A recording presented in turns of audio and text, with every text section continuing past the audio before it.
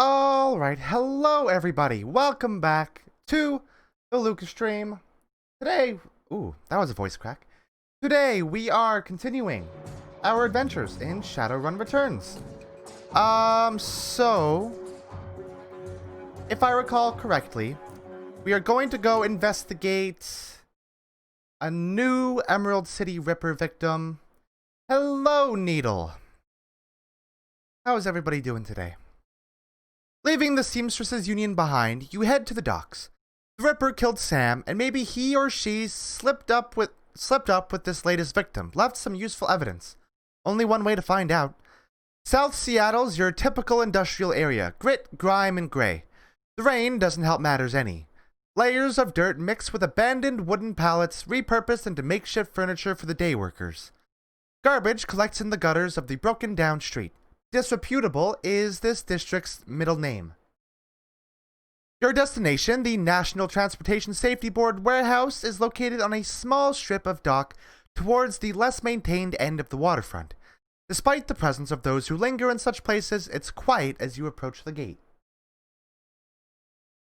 Oh no! Baseball sounds like a rough time.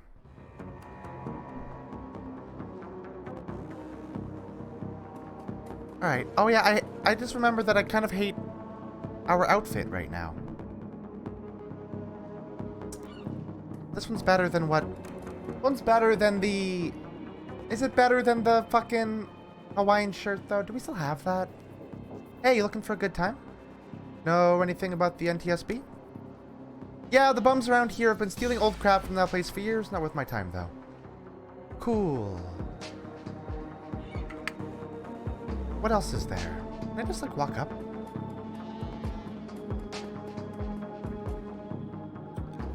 The guard looks bored. He toys with his gun absent-mindedly, like he might shoot something on a whim just to watch it die. Hey, you're about to trespass on corporate property. You looking to get dusted, street scum? Officer Aguirre called me in. Needs me to rule out if the killer bypassed security or if they were let in. Yeah, that is literally all cops. You are correct. Oh, of course. I'll open the gate. Aguirre is just inside the warehouse. Definitely no holes in our security here. Tip-top shape. I'm sure you're not totally on the take. There are secret items in this area, if I recall correctly. I do, in fact, recall correctly. Concussion grenade. Phosphorus grenade. Okay, wait, I wanna...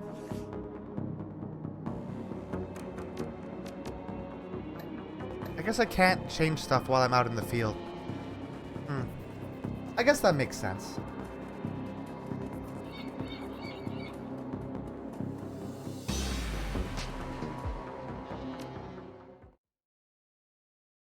Wow, you're already giving me a loading screen? That was quick. Inside, the large, gray warehouse is as typical as the outside. High ceilings adorned with girders and rickety catwalks top a huge utilitarian room. Concrete and steel walls meet a concrete floor. This is a place for storing things and nothing more. Despite the quiet on the outside, the inside is a hornet's nest of Lone Star officers going about their business. In the center of the activity is the Emerald City Ripper's latest victim. With uniforms everywhere, no one stops you at the door. It seems this case hasn't leaked to the press. Yet. Lone Star or no, you've got a job to do. Yeah, we are going to do our job very much despite Lone Star's involvement. Hey, Aguirre. Took your sweet time, didn't you? You know the traffic these days. Fill me in. We had time to go over the evidence while you were en route. Turns out this might not be a Ripper murder after all. I left the computer on in the office over there if you want to see for yourself. The victim worked here at the NTSB warehouse as a black box researcher. NTSB? The National Transportation Safety Board. This warehouse is used to go over the wreckage from plane crashes to try to determine what happened. The Vic was in charge of their highest priority investigation at the moment. We've gone through the victim's computer, and his case notes indicate he was selling secrets. Idiot kept records. Scientists don't make good criminals. Tell me about it. Some runner like you probably offed him to cover up his corp master's involvement and tried to make it look like a Ripper killing. Here's the office key. Check it out for yourself if you want. Alrighty. Hey, we got John over there. That's good. Got a lady. We'll talk to them after we check out the computer.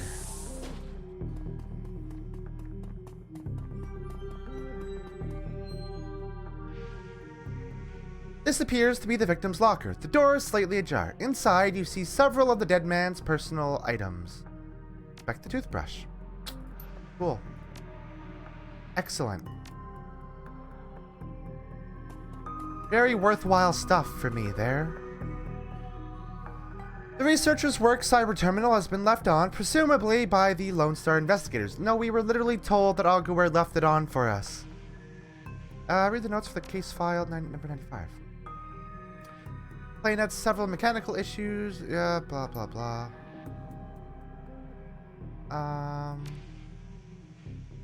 Acted. Pratt and Whitney. That sounds familiar. Wait.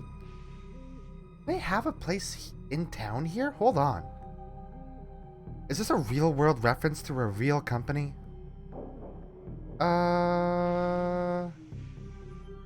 It is. And they do have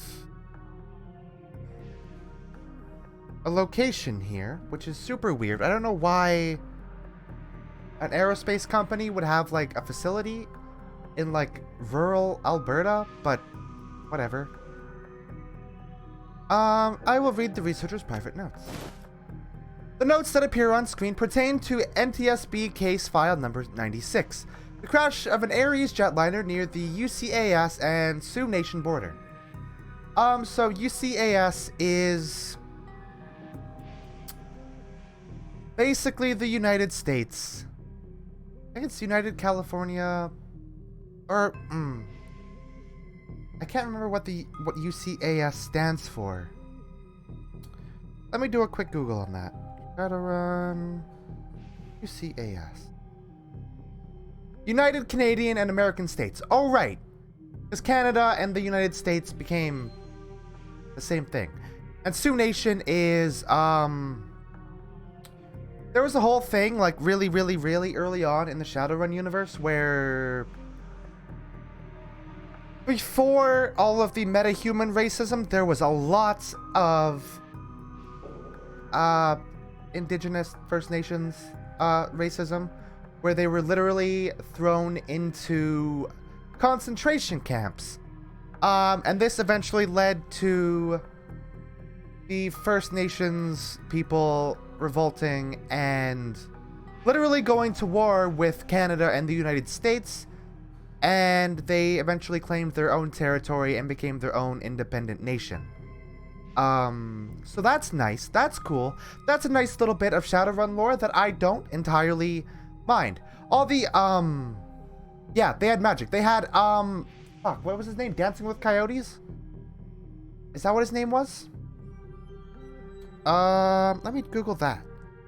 Shadowrun dancing. Daniel Howling Coyote. He was one of the first people in the Shadowrun universe to exhibit magical powers. And that gave the Sioux Nation a lot of power. They literally, I believe, made a volcano erupt. Well, that's cool. The crash is reportedly the result of an equipment failure. Reading further into the investigator's notes, however, you find substantial evidence linking the crash to an experimental Renraku research initiative. Renraku is basically, they're a megacorp, or I believe they're one of the big five? I think it's big five, or is it big eight? Probably big eight.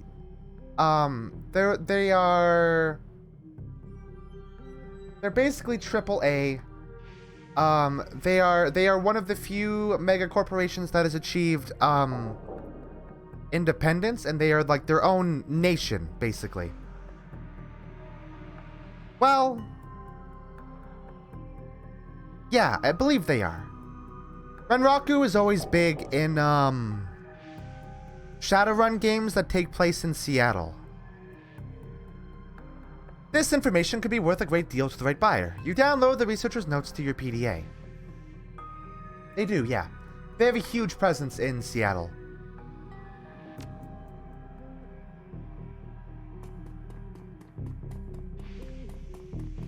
Okay, so let's talk to Dresden. Alley Cat, surprised to see you here. Let me guess, Officer Alguer tipped you off? Suppose you must have made an impression on him at the market yesterday. Or your cred stick did, at any rate. He chuckles. Anyway, surprise, we've got another Ripper victim on our hands. God, so do I. That'd be so rad. Like, being a part of, like, an actual, like, altruistic, anti-fascist Shadowrunner group, like you kind of are in Shadowrun Dragonfall, would be so fucking choice. You look like you've been putting in some overtime, Dresden. What can you tell me about the victim?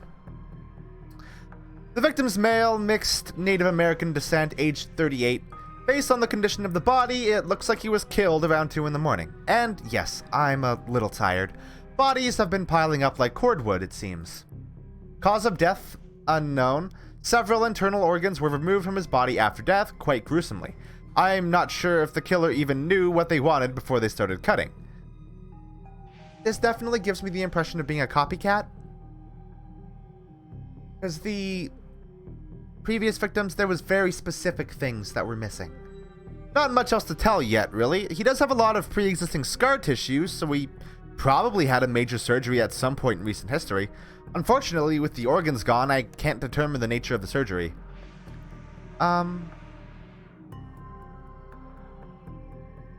Any idea which organ the Ripper was after this time? Well, the killer definitely took the lungs. The more I look at it, though, the other missing organs may just be eviscerated within the chest cavity. Is McCluskey getting any closer to a suspect? McCluskey couldn't find his ass with both hands. Don't tell him I said that, though. How's Officer Alguer doing on the case? He seems like a real go-getter. Alguer would love to solve it before McCluskey and get his gold detective's shield. Plus, he'd love to see McCluskey suck it in front of his superiors. He's already tried to bribe me to keep information from McCluskey and slip it to him. I'm inspired by their tireless pursuit of justice. Did you take the money? He grins from ear to ear. Do you have any idea how much this job pays these days, ma'am? I don't think Alguer's officer's salary is going to do much to seduce me into helping him. It sounds like the Ripper is taking a different trophy from each victim. Sam's liver, this guy's lungs. Any theories? Sorry, I don't do theories. I'm just a scientist who happens to prefer dead people. However, while there was massive damage in the chest cavity, I can see that the victim's lungs were transplants, which is interesting, since another victim's missing heart was also a transplant. Oh, okay. No, it might be. That's very contradicting information you've given me, Dresden, then. You said that it, seemed that they weren't going after anything specific, but then we're saying that the killer specifically went for the lungs. Granted, modern medicine has made organ transplants relatively easy, but it is an odd coincidence. But as a scientist, it's just that, a coincidence. This is only the third body I've personally examined. One of our other branch managers handled the other two. If I find that more of the victims had organ transplants, I'll let you know. Who is that woman over there? No clue. She just showed up. Next of kin, I think. I'm going to take a look around. We should probably talk to her, huh? You're not a cop. She looks up, watching you warily. I see you've been praying. Do you know the deceased? Yes, he's my older brother. I've asked Bear to help me speak to him. She shakes her head, looking like one who has found herself lost for the first time in her life. But I'm afraid his spirit is too disoriented by his recent journey to answer me. You're a shaman? Yes, for all the good it's doing me. If I could just make contact, I might be able to deliver justice and allow my brother's spirit to rest.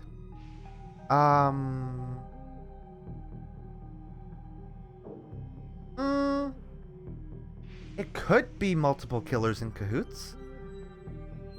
Possible. I can tell you're used to shouldering a heavy burden, but maybe there's an easier way. She looks at you, the flattery largely failing to affect her, given the circumstances, but then inspiration dispels the dark clouds surrounding her. Perhaps my brother's spirit is too weak, that's a given. But my brother's spirit may not be alone here this night. She closes her eyes and concentrates, droning a low chant you can barely hear. Yes, there are other spirits who may be of help. Her features harden in frustration, as if she's searching for something that remains elusive. Sighing, she opens her eyes and fixes you with a stare. But I can't do it alone. What do you need? This warehouse contains the spirits of plane crash victims trapped between worlds. They wish to help. They wish to be heard. And I think they have something to say about my brother's murder. Lone Star won't let me in there, but you seem to have the run of the place. If you can find personal items that belong to the victims, I believe that I can summon a spirit to speak with us. I'll need at least 2 such objects. Can you find them for me? Of course. So we'll just wander around a little bit, I guess.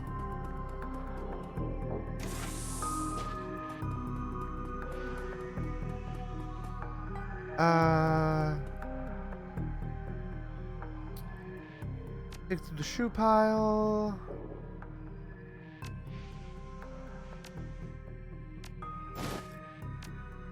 We got a sneaker.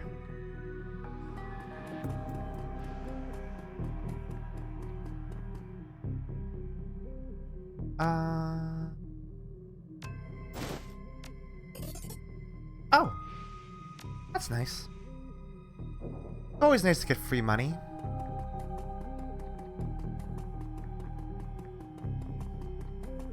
Yo. It feels as though you have found enough objects. Yes, here they are. You hand her the objects you found. She closes her eyes and chants over them for a time. When her eyes open again, they're filled with tears. Thank you. These items are all I will need. It shouldn't take me long to... What the hell is this? Uh-oh. Oh. Officer Aguirre trails after the detective, only meeting your eyes for a moment. She's the victim's sister, sir. This is a crime scene, officer. Not some Salish drum circle. She's very good. I like her a lot. Watch your tone. She's in mourning. Watch your ass, else you're going to find my boot lodged up in it. Now get the hell out.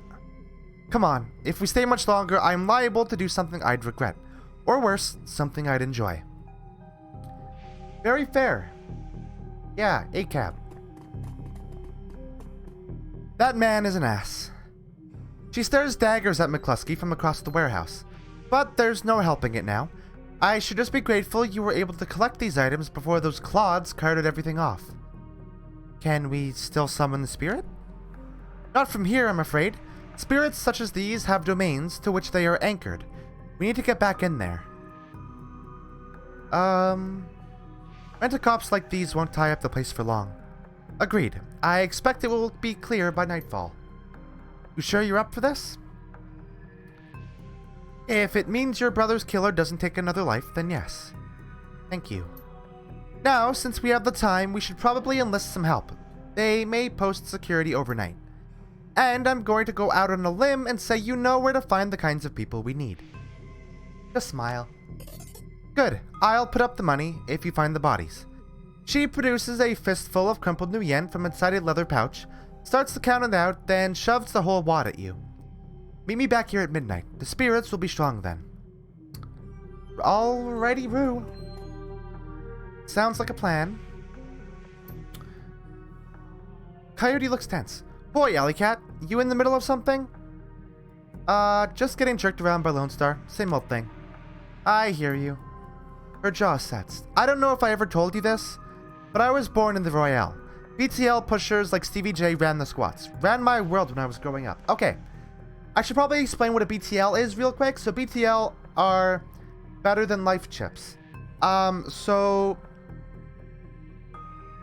our character right here is a Decker, which means that we can jack our consciousness directly into a computer. Just by like, you know, cables or whatever. Or like a data jack. That data jack can also be used to slot in different like chips and stuff, like entertainment and, you know, education stuff, but there are also better than life chips, which are like simulations that are very, very, very addictive, especially to people who have like really, really, really shitty lives. A lot of the time they're like based on movies and stuff, so there's like a character in Shadowrun Dragonfall that goes through BTL chips of like Terminator and I think it was The Sound of Music. Yeah, BTL chips are basically video games. It's like you experience the movie from your perspective and you have influence kind of on what happens. So they're basically drugs in this world because they're like they break the limiters on what this technology ethically does, because it enhances your personal like sensation with the simulation effectively. I remember. She looks relieved. Whiz. I have a cousin, Gino, who's been missing for months. He hit the sprawl about a year ago and immediately fell in with some tweakers. Bad guys. They hooked him on high amp dream chips and started using him for all sorts of dreck. I tried to help him, but he pushed me away. Then he disappeared. I've been shooting up BTL labs ever since trying to find him. I'm guessing you have a new lead. It's not a lead.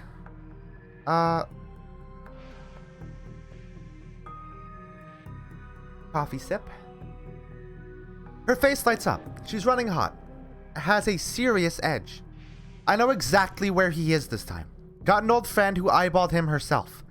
I'm on my way. Paco's with me, but we could use another hand. You win? I need you right now.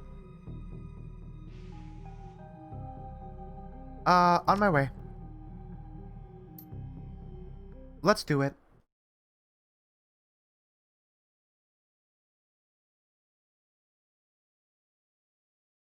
Oh, really?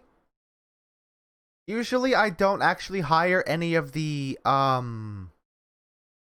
paid people. I just go with, like, the plot relevant folks. The cluster of dilapidated buildings where Coyote told you to meet her appears to be the remnants of a public housing project.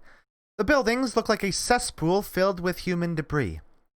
You find her standing with Paco on a street corner, eyeing the roofs, the doorways, the windows.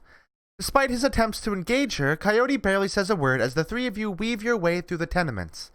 She walks purposefully, her new cyber hand flexing open and closed with each step.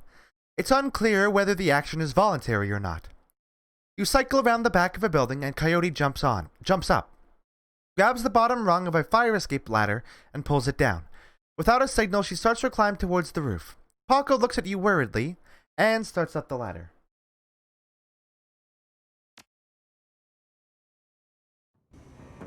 That's probably for the best.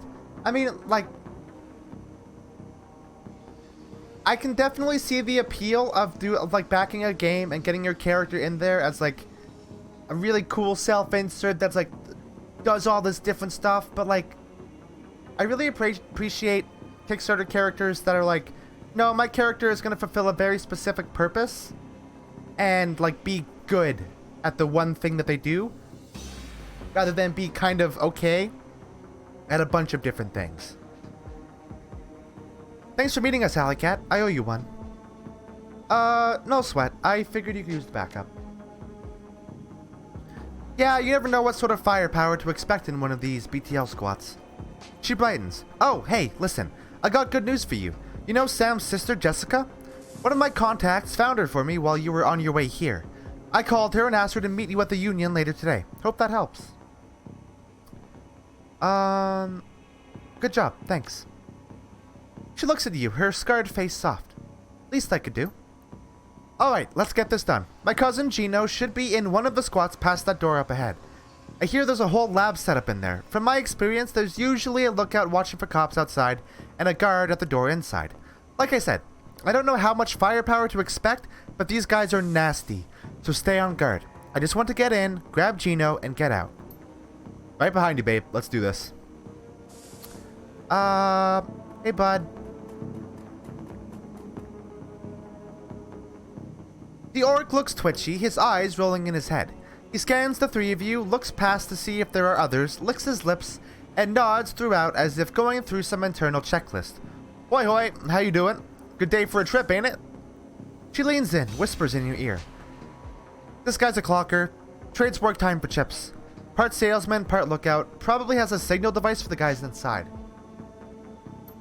You want to go on a ride?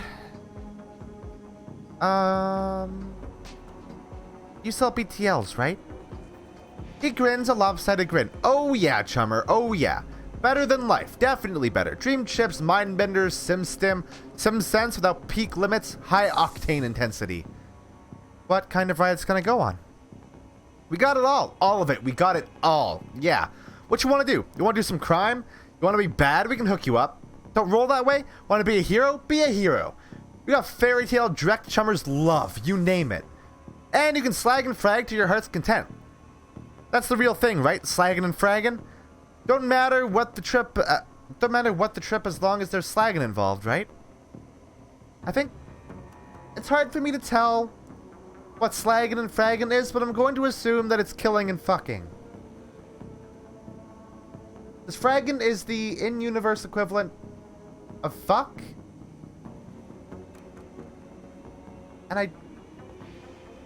But slag has like real world connotations of like being equivalent to slag. I don't know. Coyote's eyes are hard, her pupils tight like little pinpricks of hate. You do snuff too, don't you? Yeah.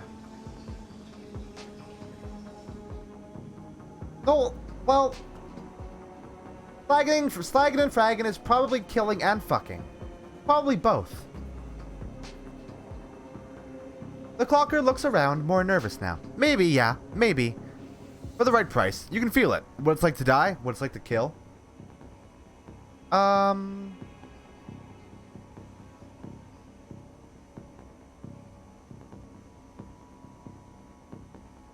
This setting has a lot of drugs. So, quick summary, BTLs are like simulations that you plug into your brain and you experience simulated stuff like really realistically. There's like, I mean, there's also like, you know, equivalents to real world drugs. There's like jazz and nitro and like there's a bunch of fucked up drugs that do fucked up shit. But it's a lot of drug shit in this game. Or in this setting in general. Just let me in. I feel like mine kind of had a hiccup.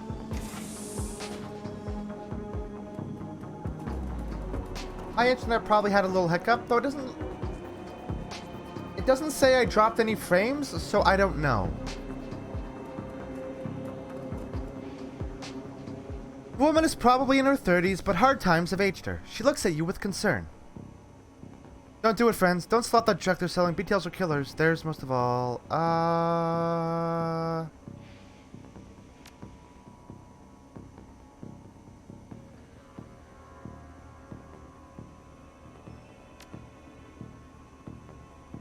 I try. That's sort of what I tried to do with the LPs I did for these games. I tried to do a little like cut-ins with lore stuff, starting with Dragonfall, and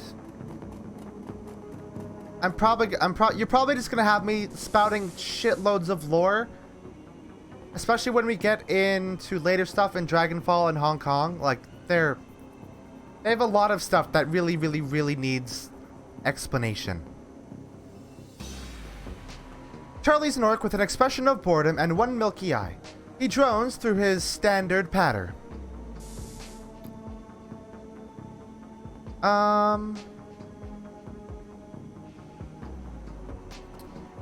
Need a pass, 50 new yen each, 150 for the lot of you. That'll let you come and go as you please. You can ship it in there and we'll keep you safe while you ride. BTL chips are separate costs, lasts about 3 hours, prices vary, buy those inside.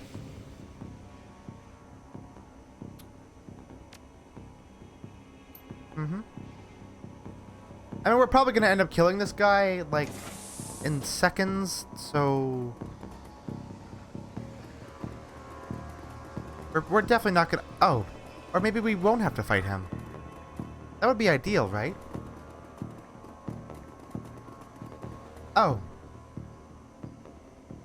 Boy, this looks like a nightmare.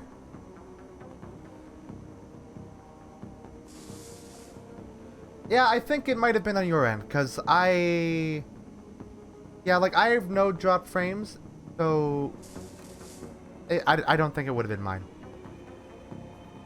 The entire floor of this tenement has been given over to a chaos of technology and squalor.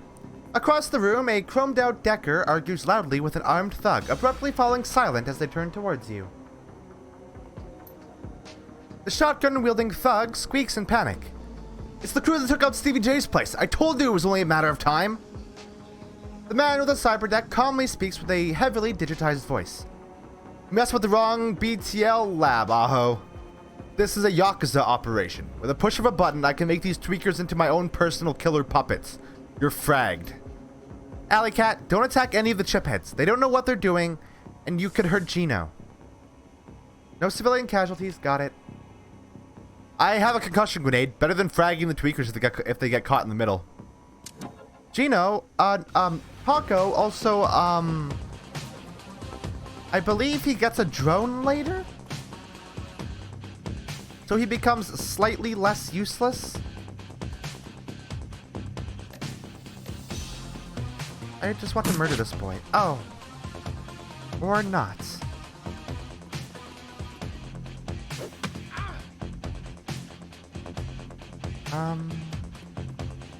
This is gonna hurt everybody around. Oh, no, it's not.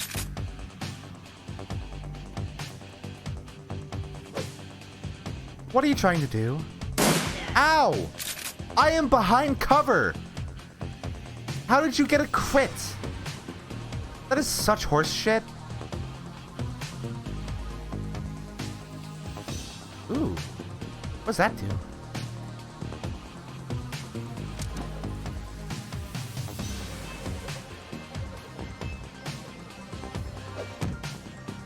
You're dead. Oh!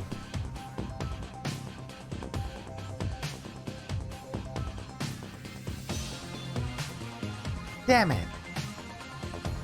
I wasn't actually paying attention to who I was hitting.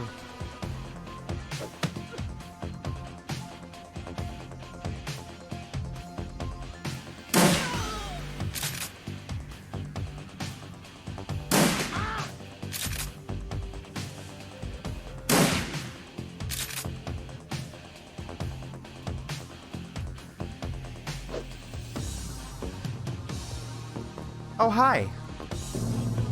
Oh, fuck off with that nonsense.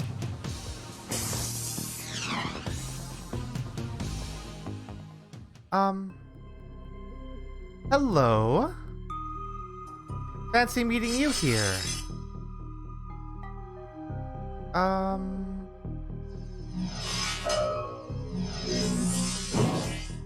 Oh, I'm fucked.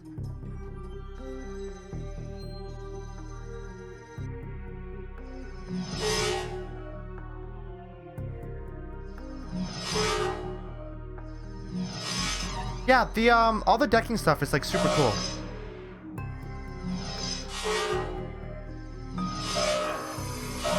Ow, stop.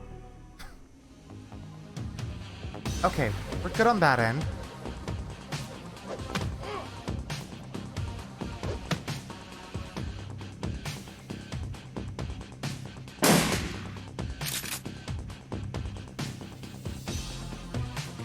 Oh, the decking stuff gets way cooler in Shadowrun Hong Kong because it's way more in depth and combat isn't forced on you. It's a lot more like, it feels a lot more like hacking because it heavily involves stealth and it's very, very good. I love decking in Shadowrun Hong Kong a lot.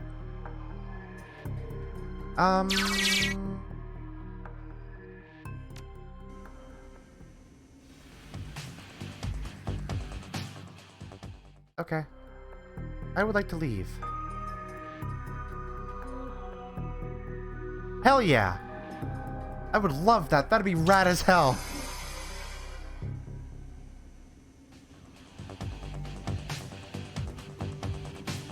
I want to kill you.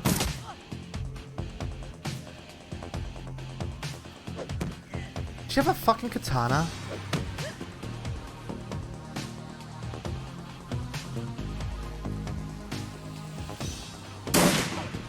Ow! Fuck. God, I would love to be a Gatomon. That'd be rad. Don't heal yourself, you jerk. What?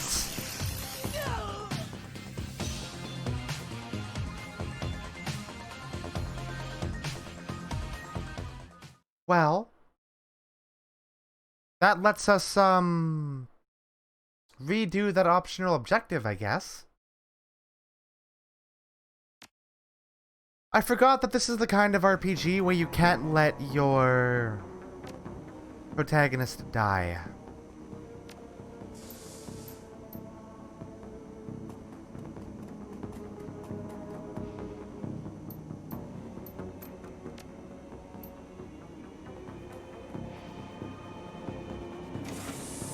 We should do a quick save before we, get into the fight. I don't need to talk to you.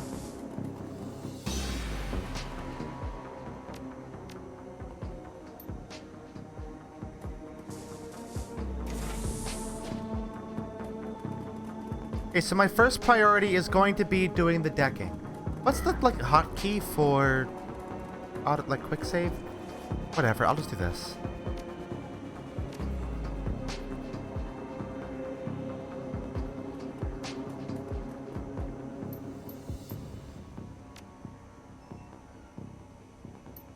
Okay.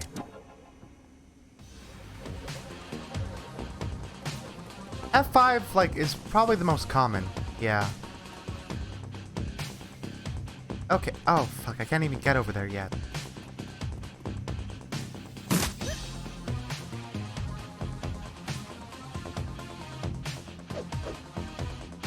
Mm-hmm.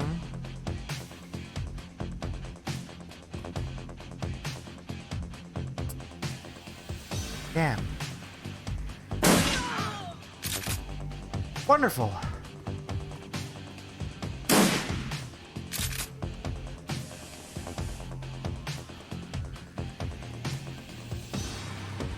So the moment I jack into the Matrix, the chip heads will stop being hostile and they'll be stunned. So that's nice. I approve of that. I need this stuff though.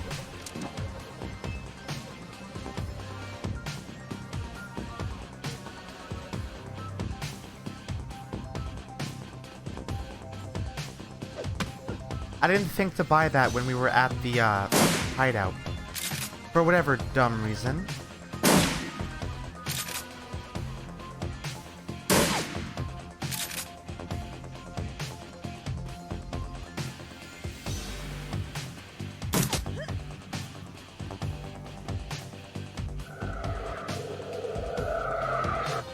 She hasn't summoned anything yet. Oh. Spoke too soon.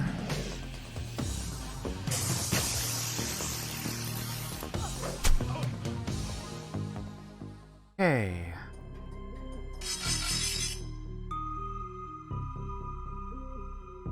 Cool, dude. Whatever.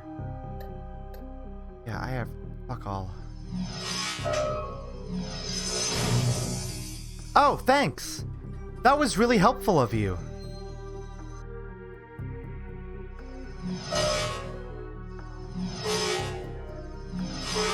Ow.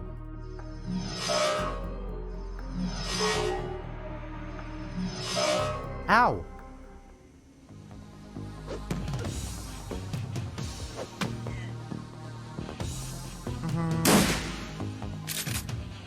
She needs to die like...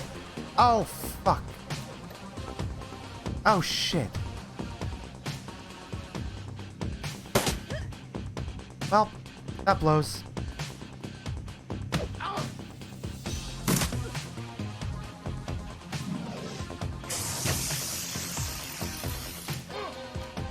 Stop healing! Oh, Coyote might die.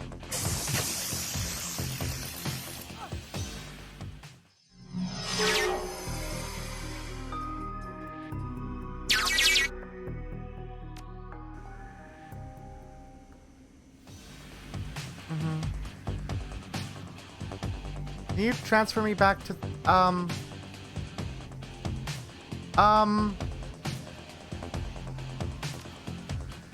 Uh-oh. Oh, thank you.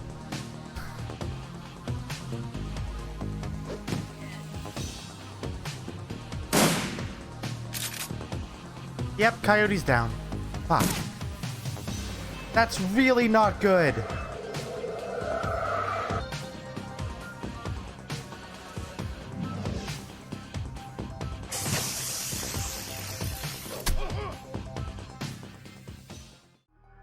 This sucks.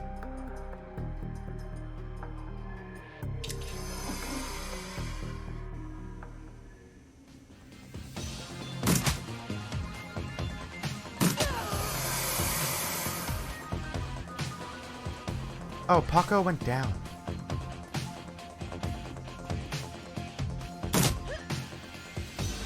God, this game is really hard even on normal. I forgot.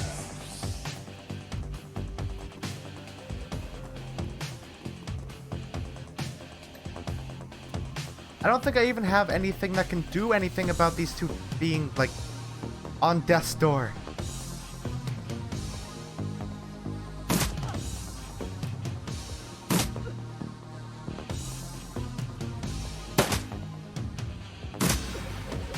Oh, I'm so fucked. God.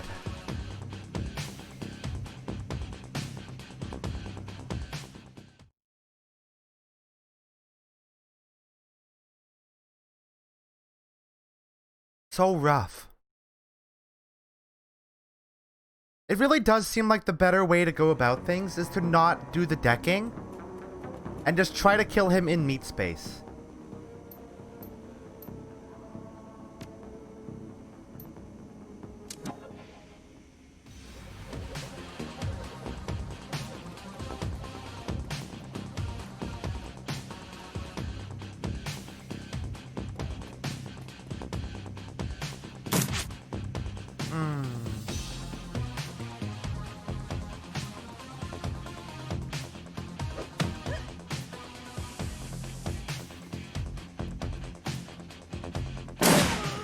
Wow.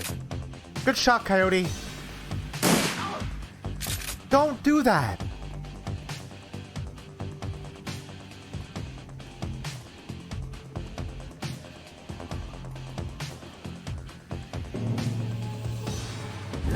I hate her a lot. Why am I just standing there? I'm literally behind cover. Oh, I don't even have...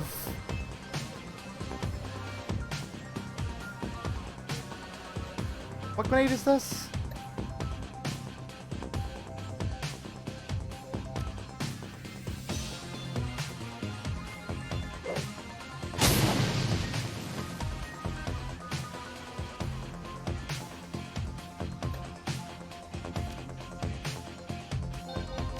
Okay.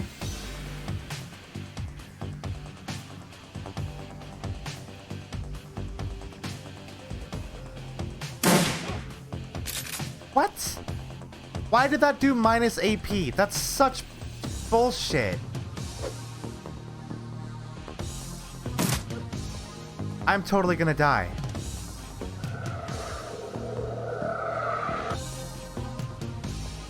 That guy sucks. I hate that guy. Fuck this guy. Yeah, I'm fucked.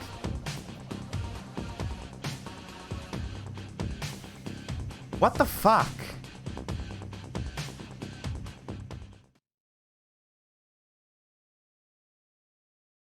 The actual difficulty of this, like, the difficulty curve of this game is fucked up. Can I, like, actually...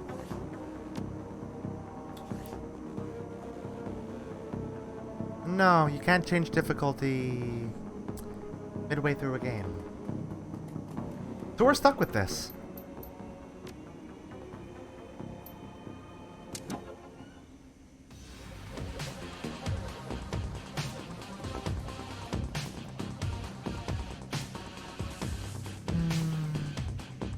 Yeah, that's supposed to be half cover. Why does it not operate as cover at all?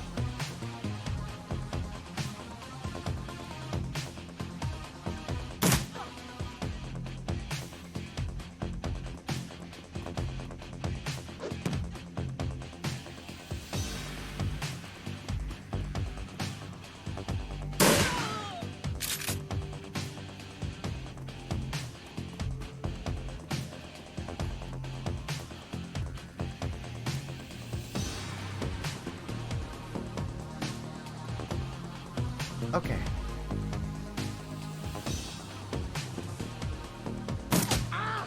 Get fucked.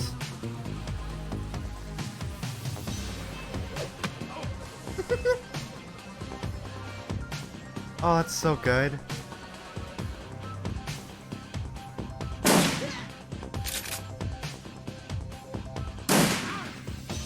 Maybe slightly less good.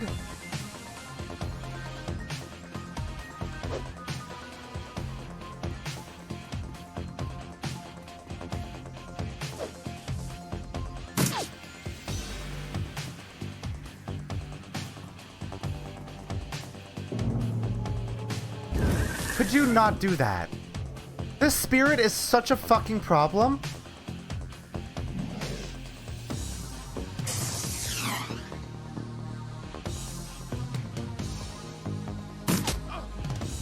I really need to make sure this last one hits.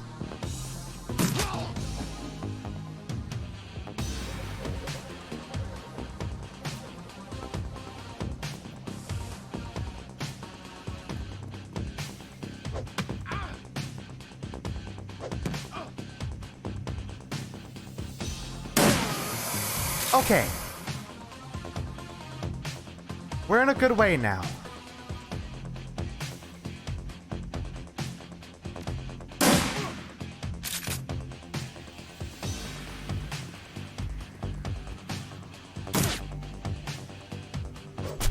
Ow!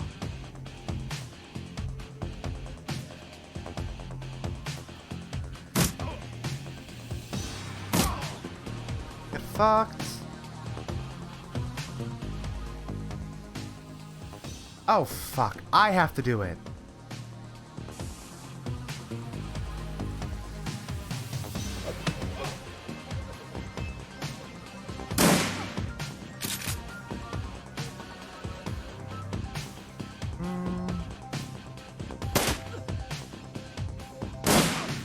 Ow!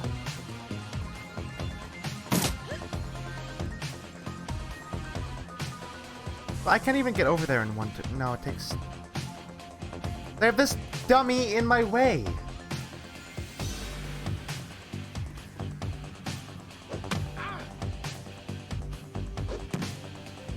Cool. What? Where did?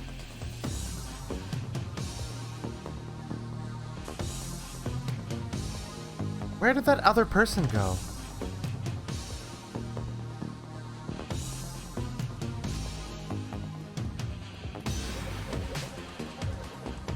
Uh-oh. Ow! Where the fuck are... Oh, okay.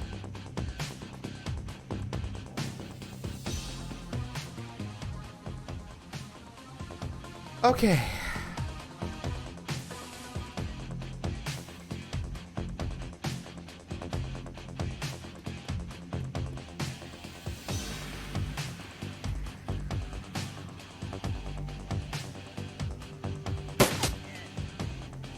Fuck you.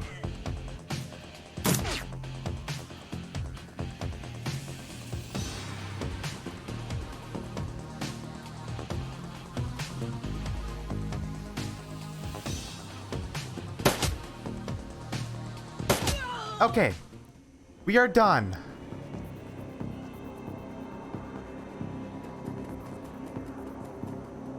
It's so rough. The combat is so rough.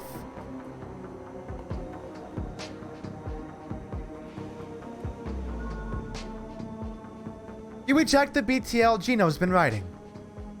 He gasps suddenly, and his eyes flicker open. He looks confused. Worse than the other chipheads you've seen. His lips are white and chapped, his eyes sunk into his head. There's vomit on his shirt and sweat on his forehead. When he speaks, his words are slurred. He's burnt. What the hell? Who slotted me out? Who fragging slotted me out? Coyote is shaking. She looks horrified. Gino, it's me. It's Carla. Gino looks at her with glazed eyes. No recognition. Slot me back in, goddammit. This is bullshit. I don't want to be here anymore. Slot me back in. He looks around the room angrily. His hand reaches for his implant. Coyote grabs his wrist, stops him. Gino, no. Coyote, be careful. Gino wrenches his wrist from Coyote's grasp and he staggers back. Reaches under his shirt and pulls out a gun. Coyote watches him, horrified, with tears in her eyes. Gino waves it around, blinking wildly. Back off! Just back the hell off! Take it easy, Gino. We're backing off. He presses his hands to the sides of his heads. His fingers still on the trigger. Squints. What the hell is wrong with you people? We are trying to help you. This is the way you help me? Look at this place. Look at me. He looks around at the squalor of the room, then glimpses his own reflection in the machinery. Oh God, look at me.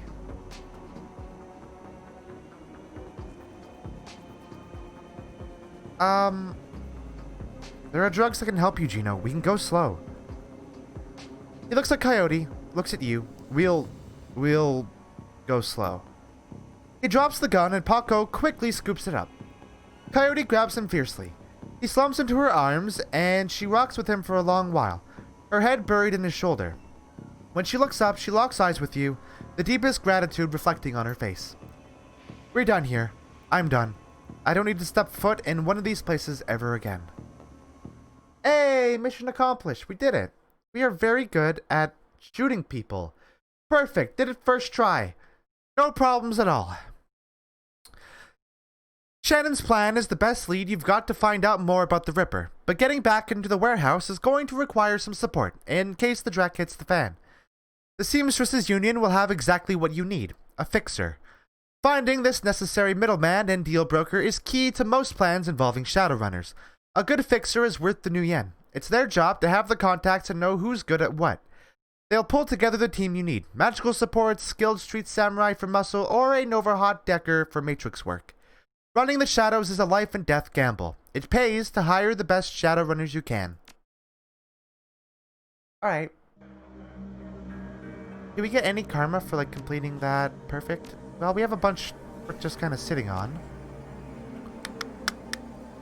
So we should. That's so expensive. You know what we could do? Have very high charisma. That's what we could do.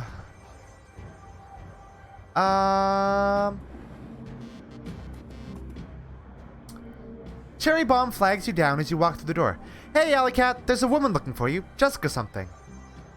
She's waiting for you by the stage. Bellevue type. Wouldn't order anything. Won't touch anything. I think she's afraid of diseases or something. Thanks, Cherry. No charge, chummer.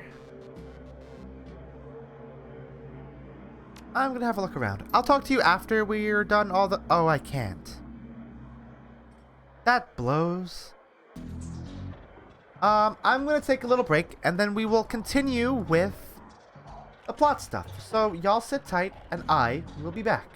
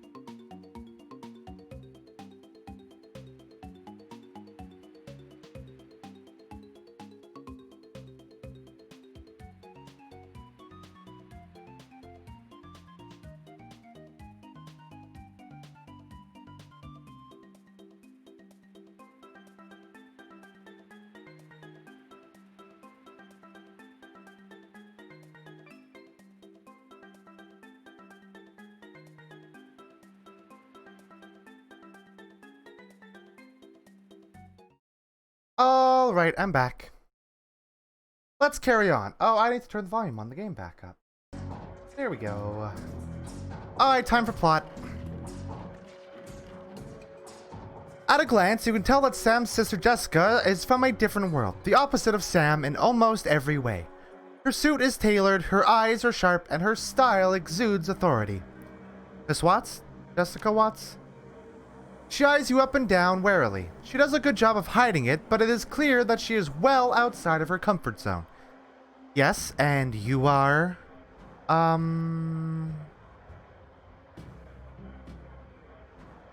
Alley Cat, I'm looking into your brother Sam's death. I was told as much on the phone. A woman who called herself Coyote contacted me this morning to inform me my brother was dead and that I should come to this place and speak to someone about an investigation. I'm very sorry for your loss. Thank you.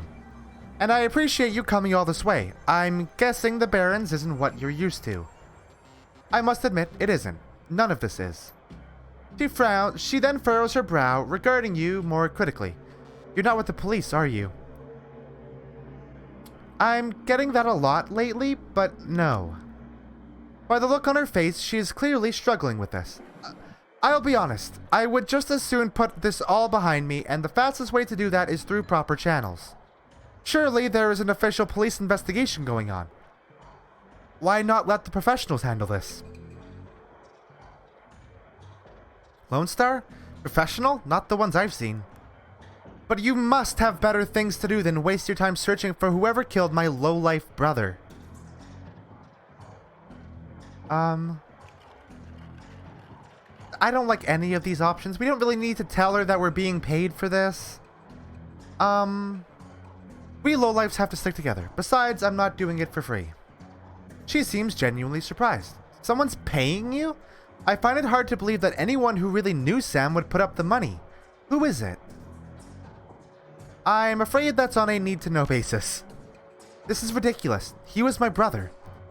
And you seem real shaken up by his death. Fine. I'll pay you 100 just to tell me. Done. Sam Watts. I don't understand. It's called the dead man switch. It triggered when he died. Am I to believe that my drunken sot of a brother hired you to find the person who killed him after he died? Her boardroom mask drops momentarily, and in a sigh, she reveals a brief glimpse of real emotion. I left Seattle to get away from Sam and his bullshit. Now I'm back, he's dead, and I still have to deal with him. Jessica composes herself, and in a breath, the mask is back in place.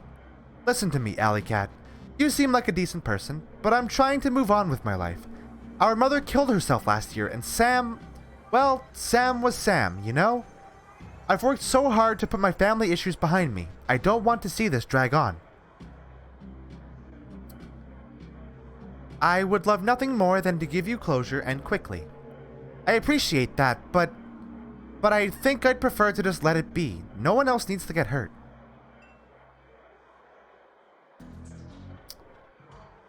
On the streets, honor still means something. I'm sticking with the job. Honor? How about honoring the wishes of the living instead of the dead? She sighs. She's done. Never mind. I can see that you're not going to let this go, and I respect that you are honoring my brother's memory, in your own way.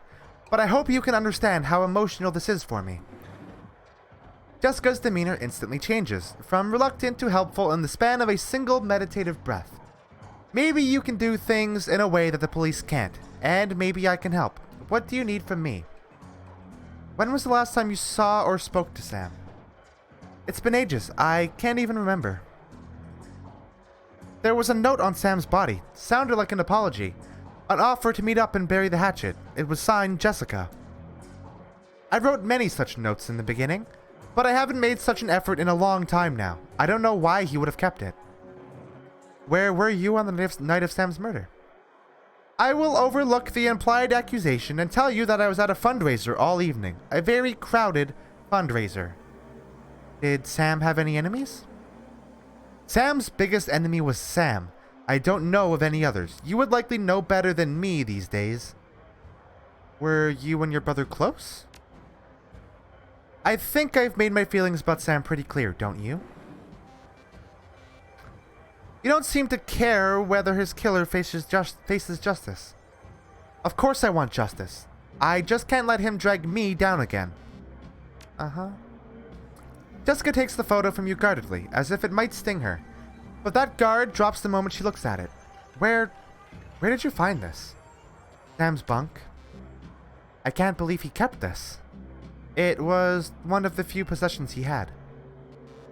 She studies the old photo for several silent moments. What happened between the two of you? Things were different back then. We were different. We were a family. Then, after our father died, things began to change. We couldn't get back to a new normal. With our dad around, there was always a reassuring order to our lives. But after, everything got mixed up. You can never really appreciate the importance of a person in your life until they're gone. The remorse plays wet across her eyes, and it seems that she's not just talking about her father. Jessica then steels herself to tell the rest. Sam tried to be the man of the house. He truly did.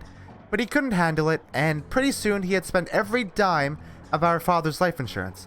Every dime. After that was gone, with Mom working 2-3 jobs, he spent all her money too. I couldn't stand the way he abused her trust, so finally I just had to leave.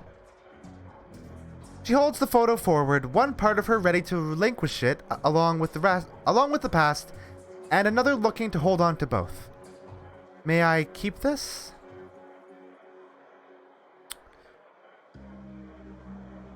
Please do. Thank you. Tell me about your mother and her death.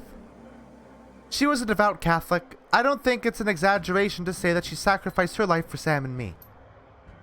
But she turned a blind eye to what Sam was becoming, refused to acknowledge his downward slide. I couldn't watch her do it anymore, and so I moved out. After I left, we drifted farther and farther apart. I wasn't here when she died. In fact, I didn't even know about it until I returned to Seattle 5 months ago. That's weird, right? That's really, really, really weird. You'd think you'd know about your own mother's death. Someone would say something, right?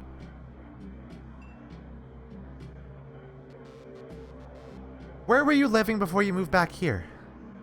Calfrey? What brought you down here?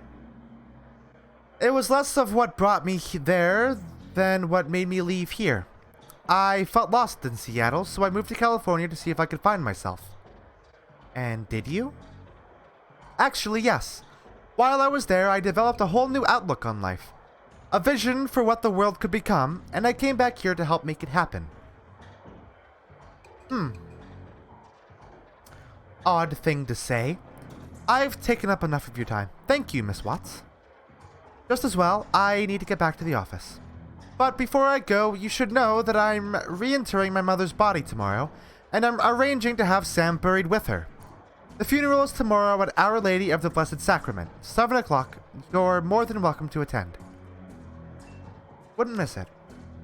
Goodbye, Alley Cat. I hope you find what you're looking for. Stay safe.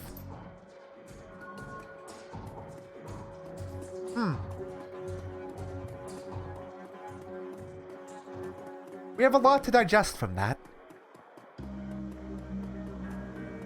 Okay, before we do... Yeah, that's... whenever I play these games, on my own, and for whenever I plan on playing, an actual campaign, that will be my runner name. I think it's quite fitting. Also, I'm gonna turn the volume down on the game a little bit, because I just realized I didn't turn it down from when we were just playing music. Where do I... Oh, okay, we should talk to Algernon. Algernon is actually very interesting. He plays a part in the story later on, but this is a character based on one of the developers of the game. I don't know if he himself put the character in here, but the character found its way into all 3 of the Harebrained Schemes Shadowrun games, and I think that's very cool. Yeah, Algernon is his PC. So I think that's neat. Algernon is a very cool dude. Go follow him on Twitter. Love that dude.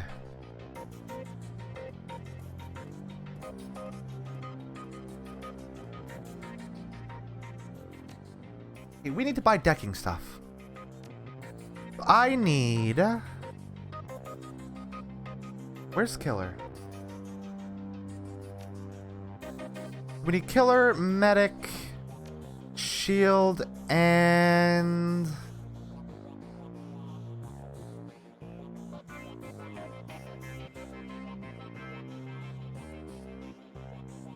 Blaster.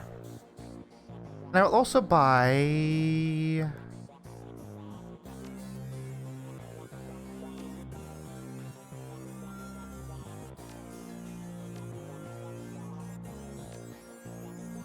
Okay. I think I do like the Hawaiian look better.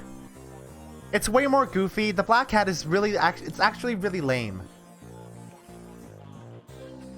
Yeah, Algernon's a very cool character. I like him a lot. Similarly, the only immortal elf that I don't despise. Though he does, in these games, he does work with Lofweir, which is sus.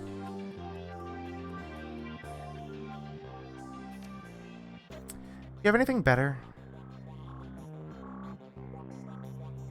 No.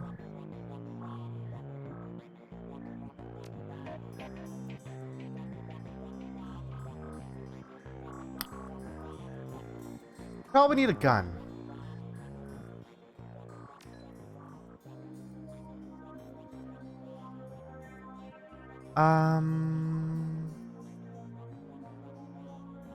Basic assault rifle that is surprisingly good. That doesn't seem considerably better than...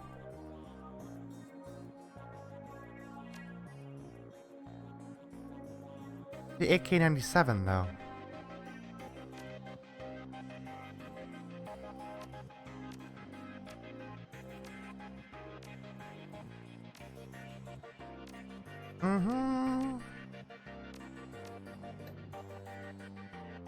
Let's just sell all the drugs that we have.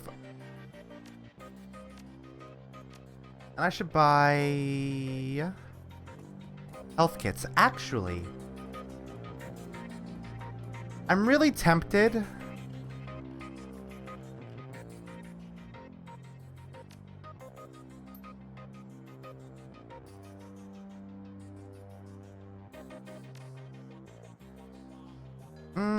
I'm tempted to get some cyberware.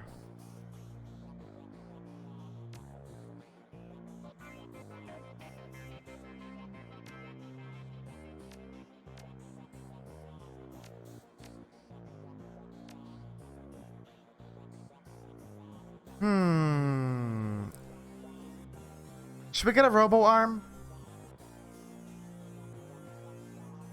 I kind of want a robo arm. Or maybe... Okay, hold on. Yeah. Robo eyes and a robo arm.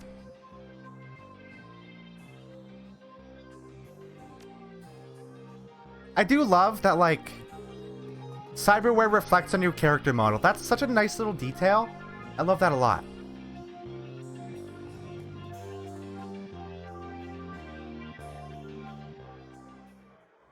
So we just spent, like, most of the money that Shannon gave us on stuff for us.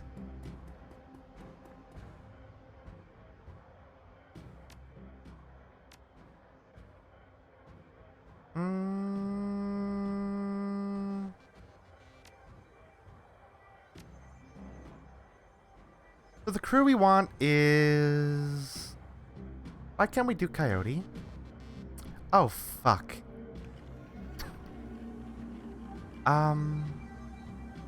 So who's the... Is it this one? Needle?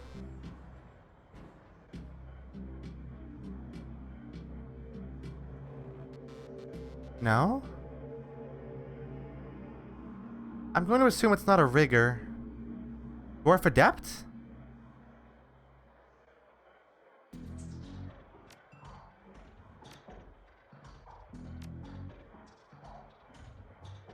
That doesn't seem right.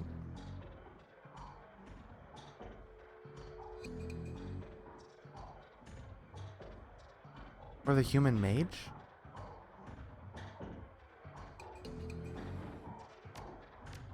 Oh yeah, he's actually good.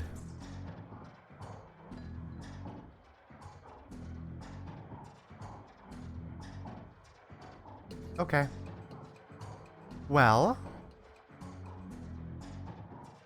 we'll go with him. He's the only one that we can afford to bring with us. Since apparently we can't bring Coyote or Paco with us.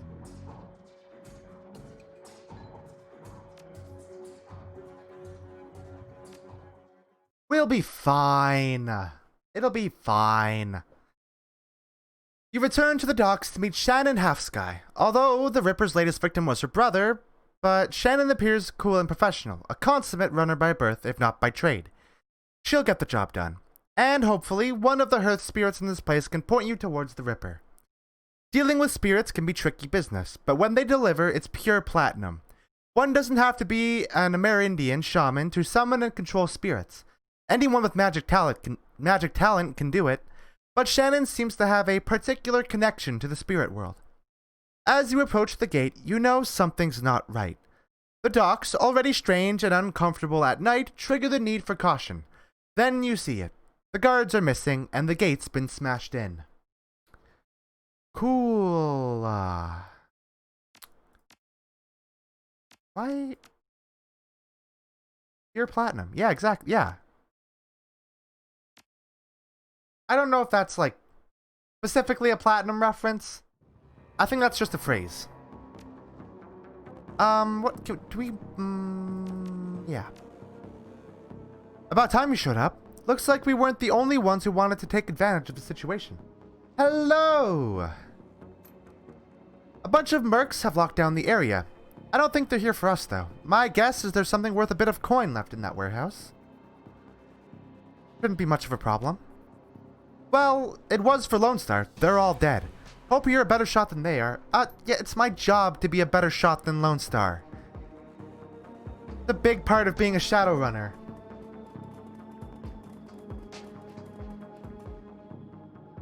You there! This block is off limits. There's, we've got a gas leak on the docks here. No loitering. This guy doesn't look like one of the hired mercenaries. Hey, are you listening? Get out of here. Really, guy?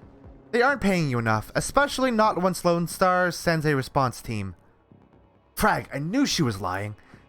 Told me they jammed all the Lone Star channels. Damn it, I'm out. Bye.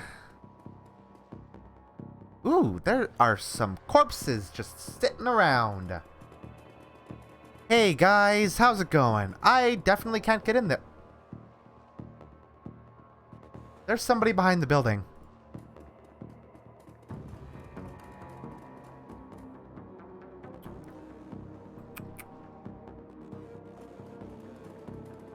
Where is everybody? Hello? Yep, there you are. Oh, you got very unlucky. What? Why? Sometimes I really hate the mechanics of this game, because they make no fucking sense.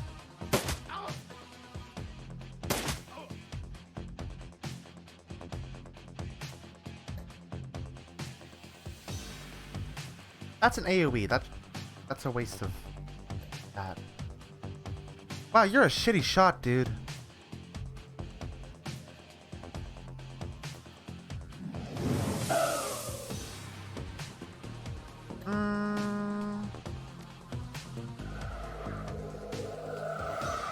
That's probably for the best.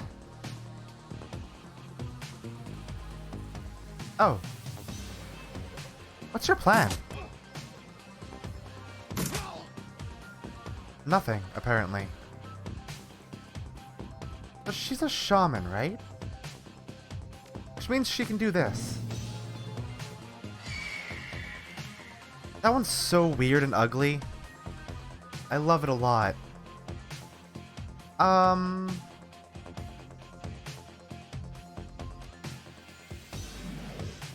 That do damage? I will never know.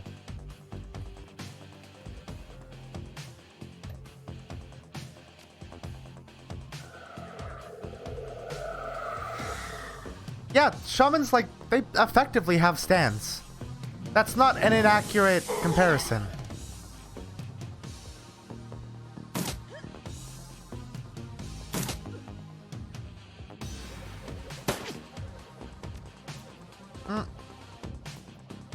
Oh yeah, I was really confused why she only had 1 AP, but it's because spirits consume AP. Oh, please just die. Yes.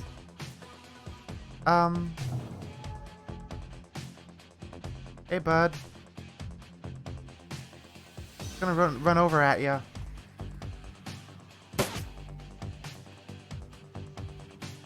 Oh! There's two of you guys, huh?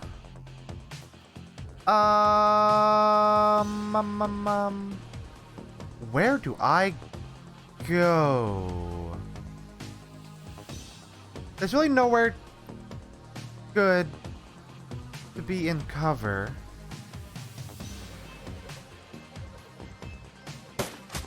Oh! Good shot.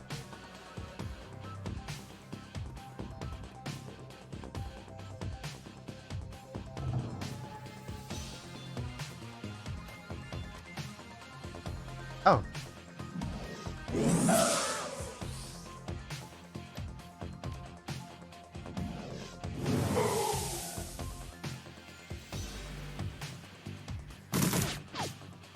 Have we taken damage yet? We're doing really good.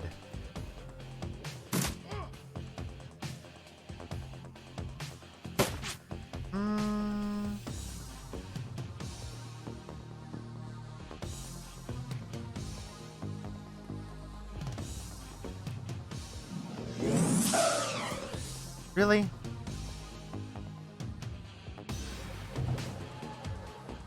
I'm getting very lucky. Why was that weak?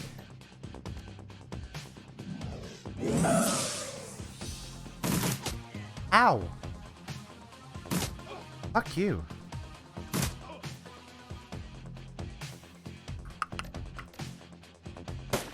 Nope. I didn't think so. Come on, dude. There we go.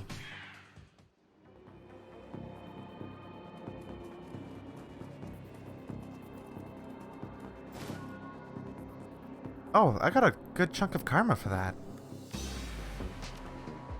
Okay, so we will spend this... Oh. Never mind.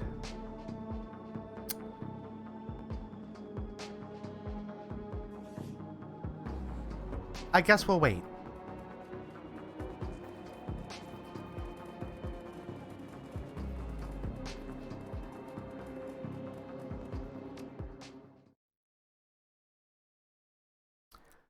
You head inside the darkened warehouse with Shannon. Her eyes have that far-off gaze associated with looking into the astral plane. When the world changed, the Native American tribes made a resurgence as well, demanding a place in the New World. They got it. The Salish... Oh, how do you say it? Salish Council now represents 8.6 million Amerindians across a multitude of tribes. Salish, Macaw... Oh no. Sinsarock? And others. They've adapted... My tongue is all over the place. They've adapted to the awakening better than other nations, thanks to a deeper connection to the world, both physical and spiritual. You can see that connection live in Shannon now. You notice the shift in her focus as she returns to the present. She nods to you. She can sense the spirits in this place. Now you just need to find them.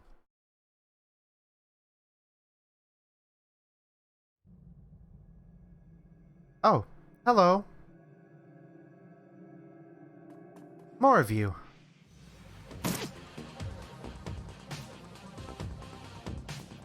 Yeah, it's a very weird bit of lore. But like weird in a cool way. Though the elves themselves are I don't know, they're kind of shady.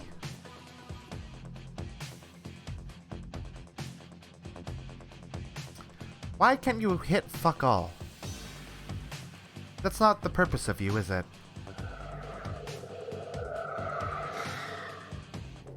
Doing damage is not the point of why you're in the game. You're support.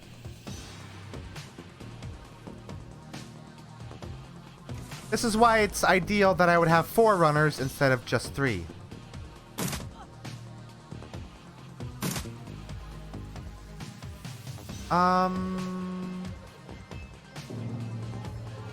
Let's pop that real quick.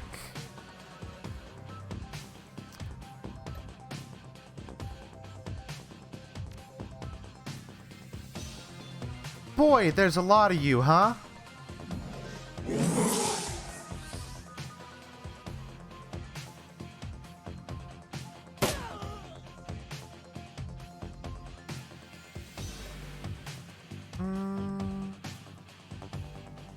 Wait, what?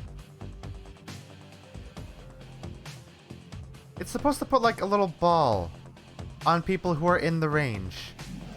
I really hope Shannon's not in... Shannon was very in the range of that. Please, nobody else hit her so I can actually heal that. Oh, fuck you.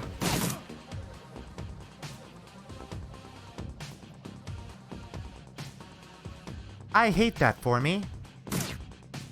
Oh, fuck. Yeah. Oh, yeah. That's... Yeah. I don't even know what else to say about that other than just like, yeah, that is very much what Shadowrun is. Before Bright even existed. This Max Landis is a fucking hack. And also like a rapist. That one's more pressing.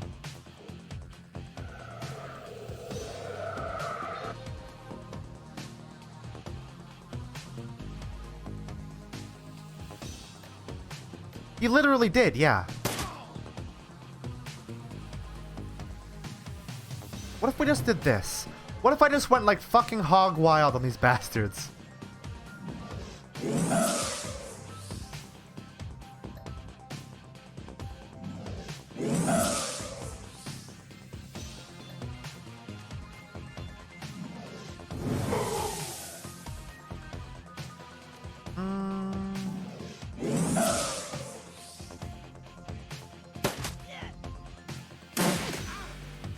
Ow!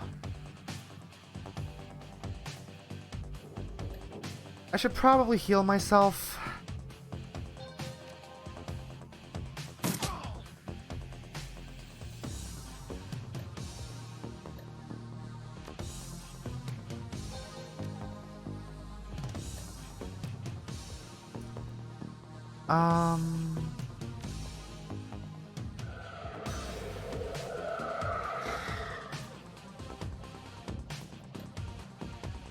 I really wish he had a single target spell.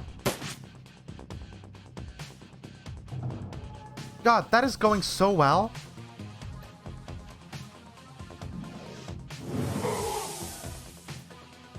God, spirits are really good.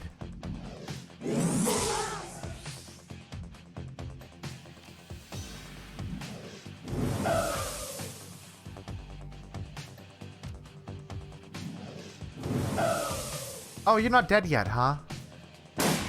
That's a shame. For you. Oh yeah, we're still in combat, huh?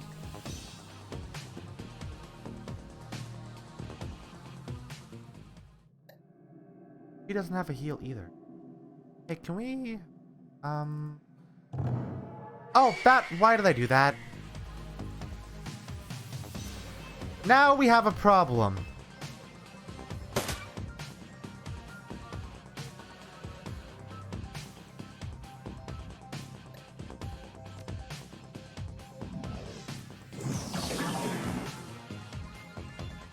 Yep.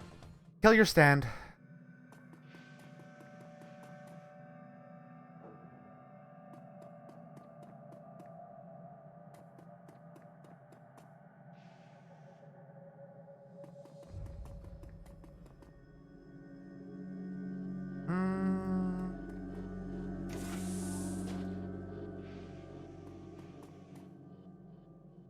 There are baddies in here, if I recall correctly.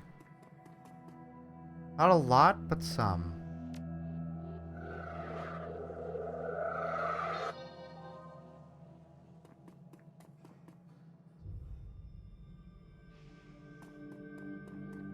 Hi!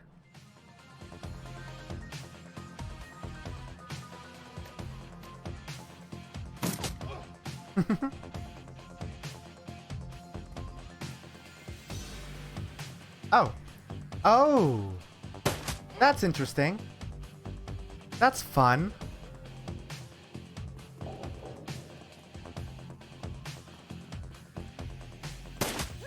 Ow.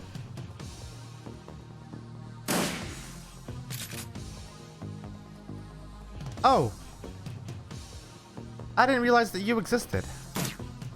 What? I'm sorry? Oh, that sort of sucked.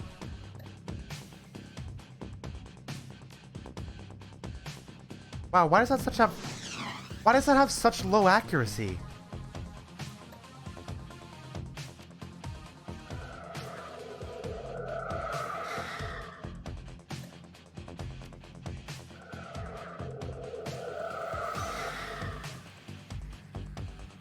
Oh fuck.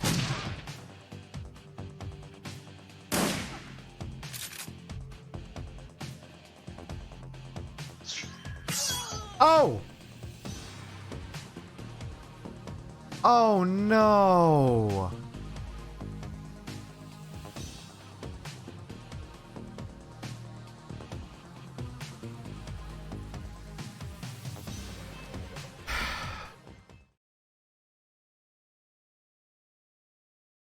God, that was rough.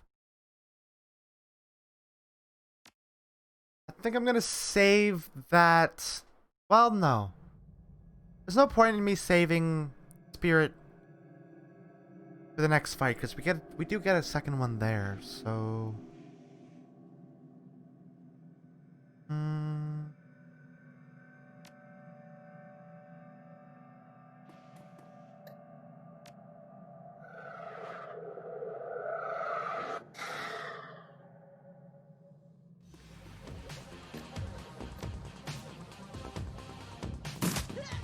Ooh, good shot.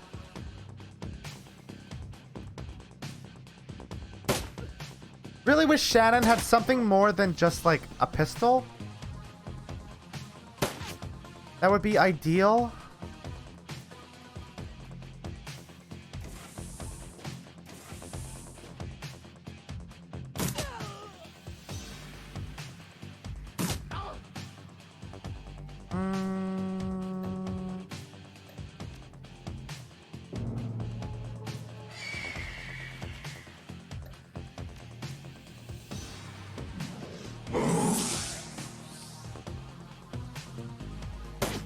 What? Like, how? How does that miss?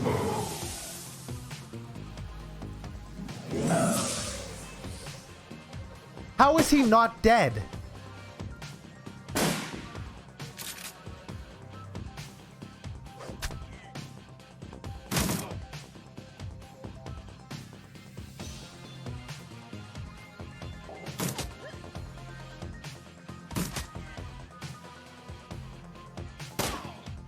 Okay, cool. Great. Can I just, like, chuck this down here? Uh-oh. Oh, well, that did something, at least.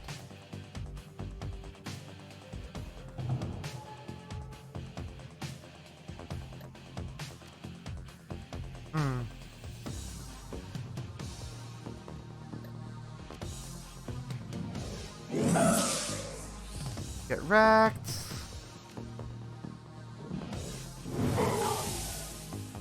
Get wrecked. Okay. Ow! Whoa! Hey, dude. That sucked.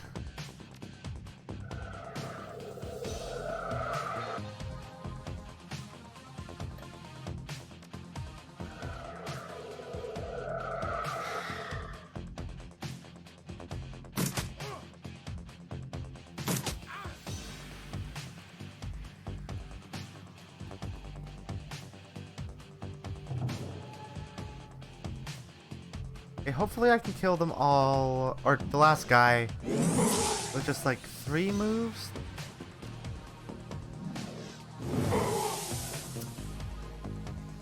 Not seeming super likely. Okay, well, let's do that. Just so we don't have to fight it.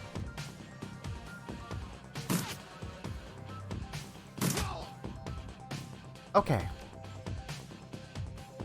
Cool, cool, cool.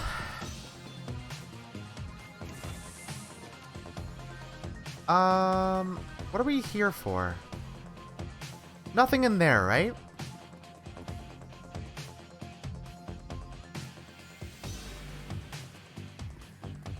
Or rather, I guess the bigger question is, what are they here for? Because I want to find their pay data and sell it. You should heal.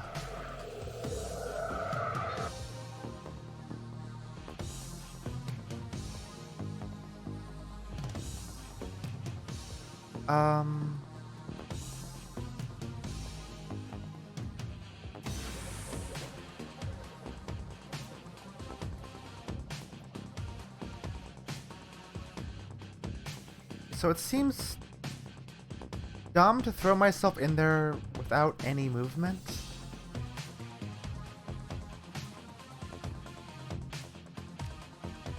Okay.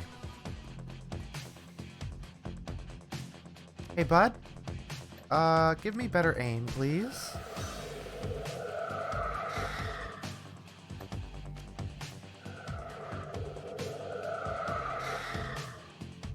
Okay, and you...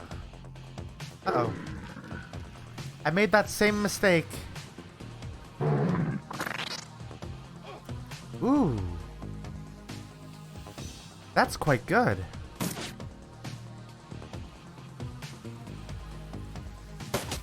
How are you not going after the big sludge monster that's right fucking there?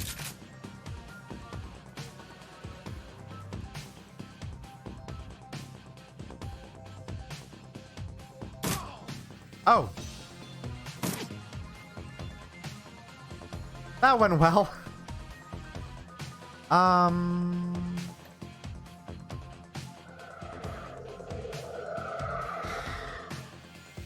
Is that stack?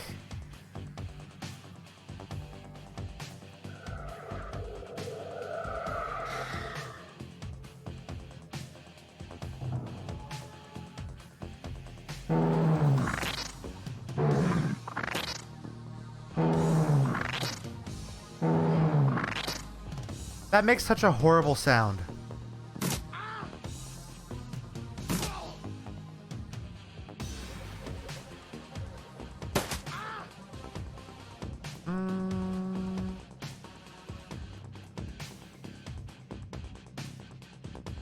God, you were such a bad shot, dude.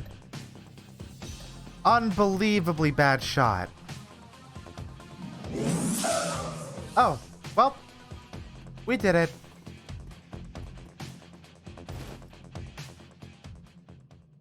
Cool. Let's have a little poke around real quick.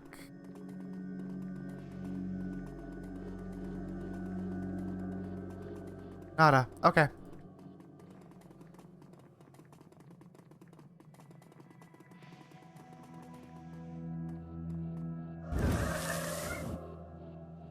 Wow. That was actually kind of spooky. Hold on, let me check out... Oh, I can't actually look in the area, huh? Okay. That's fine.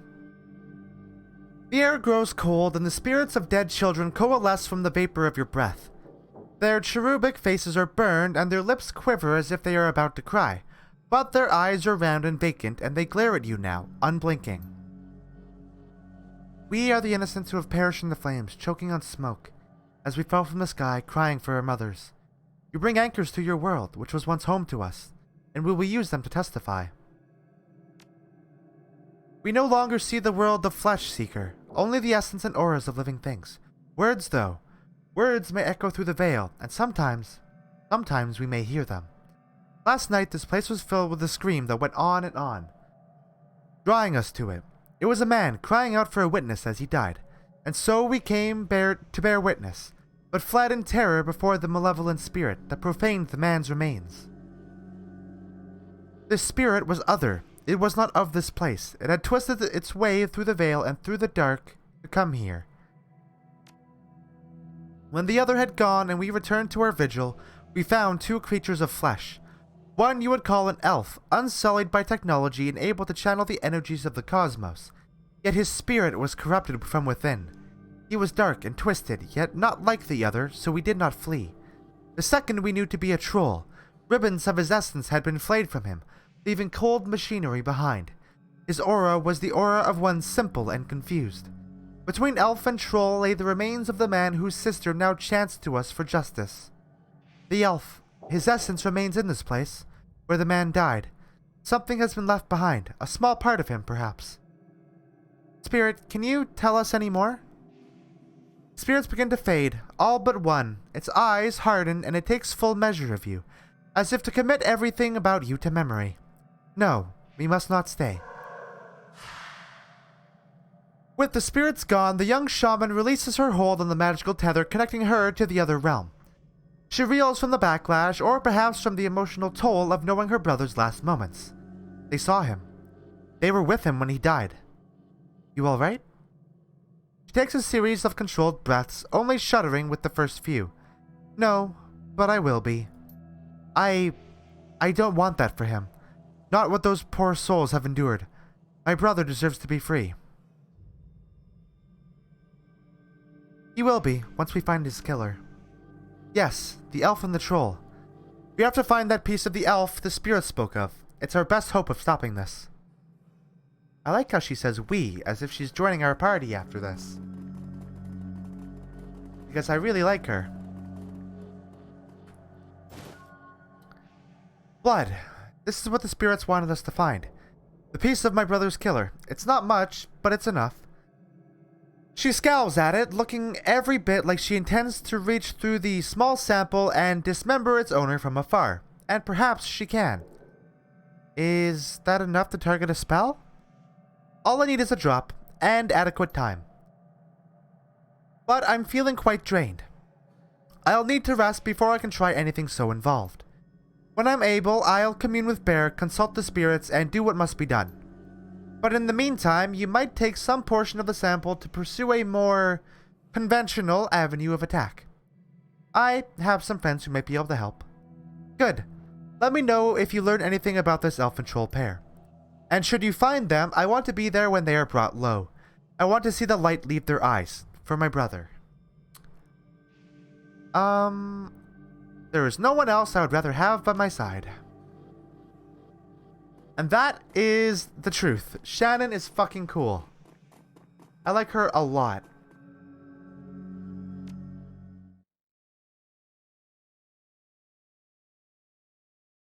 When you return to the Seamstresses Union in the early hours of the morning, it seems a completely different place.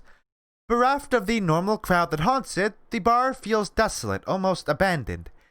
It's eerie, like the back hallways of hotels and shopping malls. But you finally have a break in your case. A sample of the Ripper's blood. You just need to find someone to help you analyze it.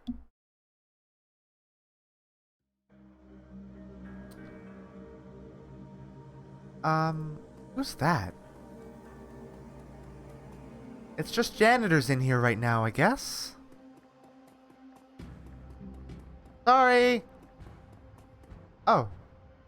Gathered around the intimate back bar, Mrs. Kubota and her coterie gather for breakfast, with the lady herself doing the cooking. The smell of soy calf and something resembling sausages fills the room. Ohio, would you like some... She stops. Forgive me, Omae, but you look like hell. I've been working, Mrs. Kubota. She looks you over, noting the signs of your nocturnal activities. She nods. Any run you can walk away from is a good run. So I've been told. I can tell you have been busy, and I can see by the look on your face that there is something you need. Is this about the Ripper? Yep, I found some DNA evidence and need help analyzing it. That is excellent. I will unlock the piano so you may go downstairs. I am certain someone in the safe house will be able to help you if they are awake. It is likely that you will visit the Matrix before the day is done. May I take a sausage? Take the whole plate. Aw. Mrs. Kubota is so good. I love her a lot. She's like just the best character in this game. You've been doing a lot of legwork on this job, but it's going to require a trip to cyberspace and back to ID the Ripper. The Matrix, the cybernetic analog of inside the grid, the worldwide computer network. A digital world, information brought to life. Inside cyberspace, your avatar does all the work while your meat body's left behind. All around your avatar are pathways to other nodes filled with data, ice. It's icy, but people pronounce it ice. Counter-intrusion programs, and other jacked-in runners. Cyberspace has as many dangers as the meat world and more. Locked doors, security countermeasures, and black ice that can fry a Decker's brain. Every movement you make in the Matrix can be tracked, if you aren't careful. Get dump shocked out and your brain gets fuzzy for a while. Get hit by an enemy Decker and you can die. Getting dump shocked is basically just like getting kicked out of the Matrix, because you're like overloaded.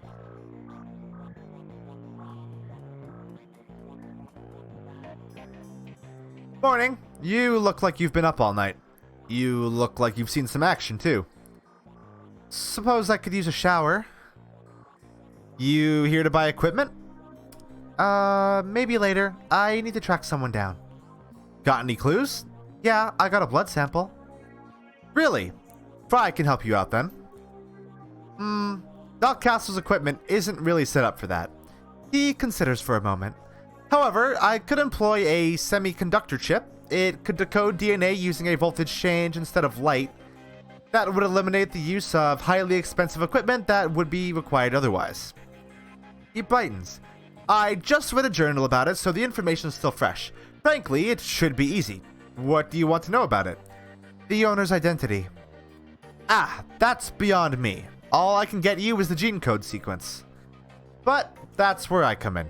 David, if you can get me that code sequence, I'm pretty sure we can track its owner down via a Matrix run. Will do. Let me have the DNA you want to test.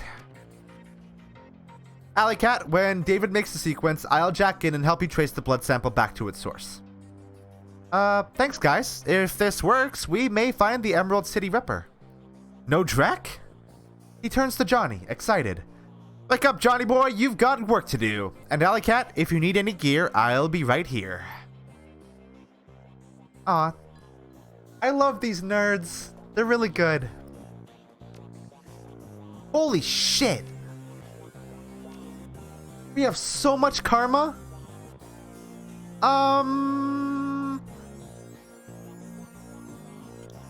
Our decking could use a bump, but yeah. You're right though.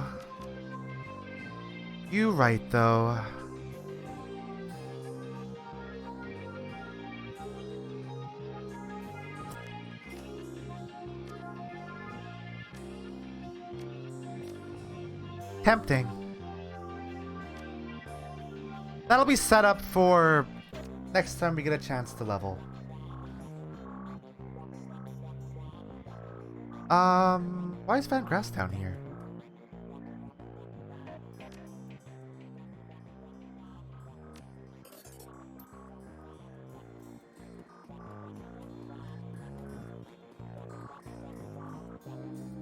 I do like that a lot of the swearing in this game is like taken from like 80s lingo. Like people in this game say whiz as in wizard, which is a thing that people said in the 80s for some silly reason.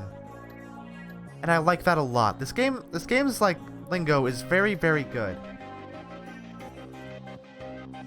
Doc Castle isn't around, huh? Oh, we're not gonna need it though, since we're going into the Matrix.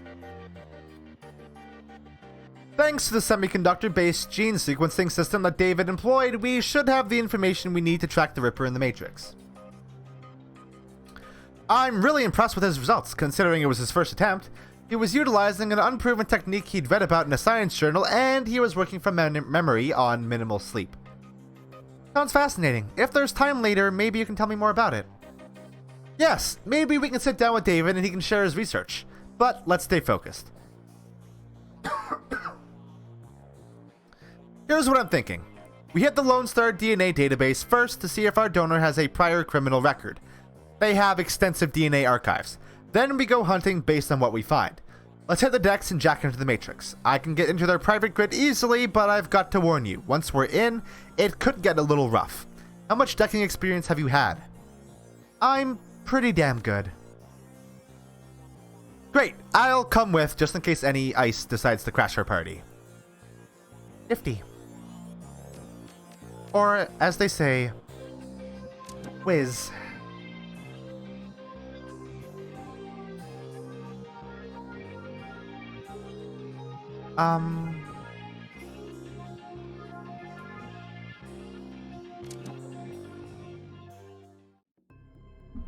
Alright.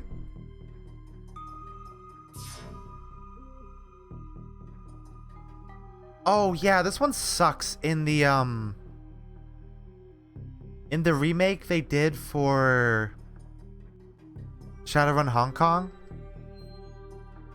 This whole sequence is really bad in that remake of this campaign. Like, I hate it a lot. Oh, no. Oh, wait, what? Huh?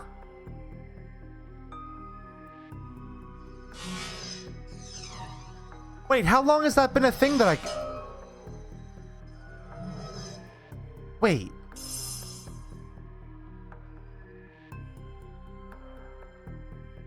When did I get Overwatch?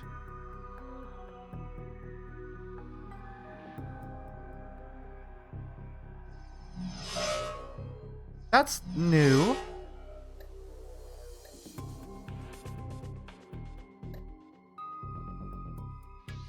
Wait, what? Have I just never noticed that? Or do I always have it while I'm in the Matrix?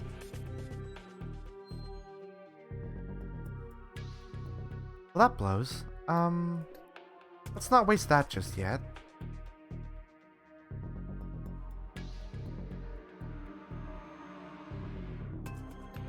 But we're not using a shotgun, we're using a rifle.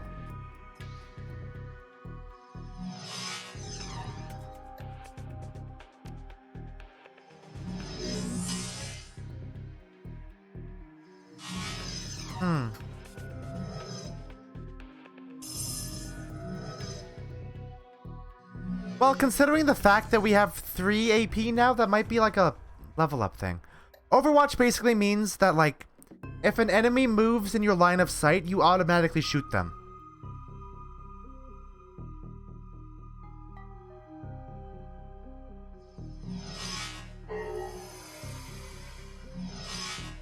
I believe that's a mechanic in XCOM. Yeah. It's originally from XCOM, if I recall correctly.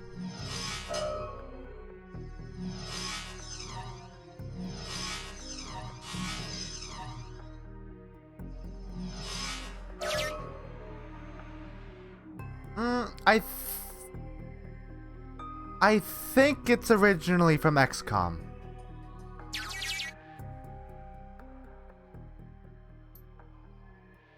Subject Silas Forsberg. Silas. Isn't that the name of the elf guy from Dragon Age Inquisition? Am I crazy? Egg Boy? Why does the name Silas sound so familiar? Fashion Chop Shop, Surgical Assistant, Priors breaking and entering 2 counts, Public Indecency 1 count. No, but the name sounds familiar from something else, not just in this game.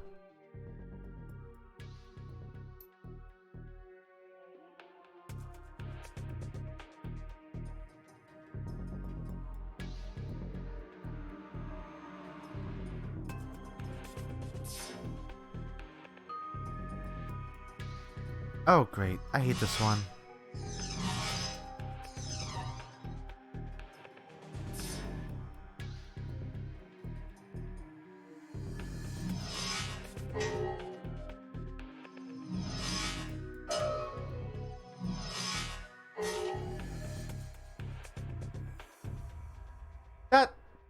That's also possible. It could be a Fire Emblem character.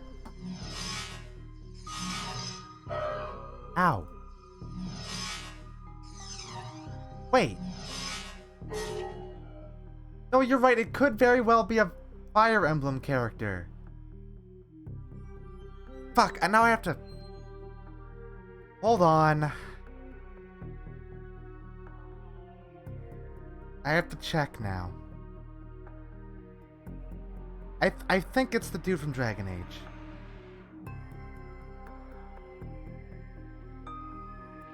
Oh!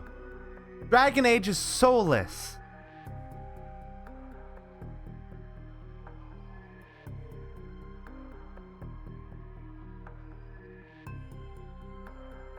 Fire Emblem. Is there a Silas in Fire Emblem? Let's see. Oh? Yep. Fire Emblem Fates.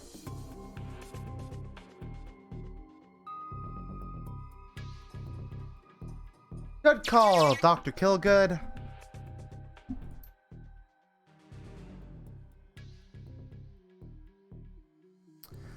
Notes. Subject was found overdosed on half a dozen different sedatives. Several anti-anxiety medications were also found in this system. Face was mutilated, possibly self-inflicted. Identity could not be confirmed immediately due to the disfigurement. Had to check dental records to confirm. No next of kin. Large puncture wounds were found in several places on the body, possibly large bore surgical needles. Body had been decomposing for several weeks before the landlord noticed the smell and called the police when no one answered the door. Interesting. It does keep getting weirder, Johnny. You are correct.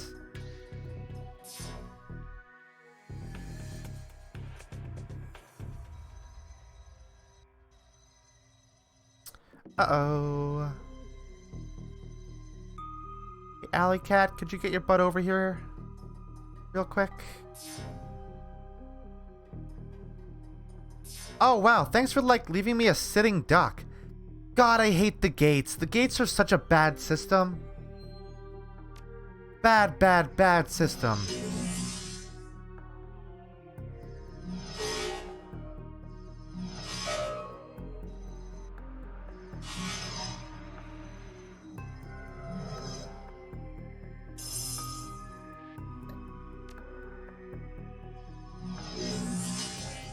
Hello, Charles.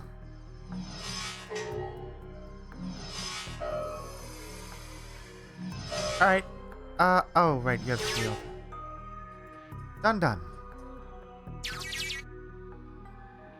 The body of Silas Forsberg, a chop shop surgical assistant, was found in an apartment in Snohomish earlier this week. The body had been there for as long as a month when Forsberg's landlord noticed a rancid smell and contacted authorities. Lone Star representatives have issued a statement saying Forsberg's death has been ruled a suicide. According to reports, his body, a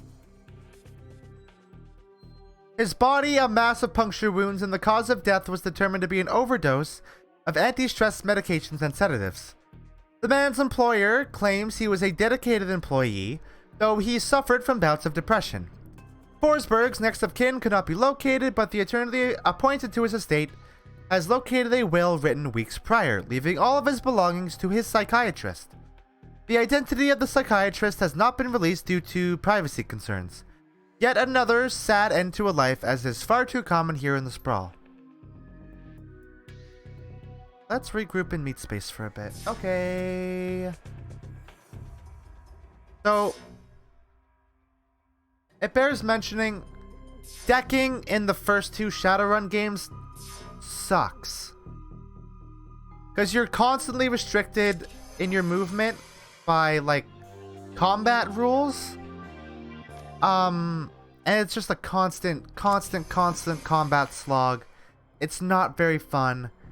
Because, again, these games' biggest weakness is its combat system. Like, it's just not super engaging.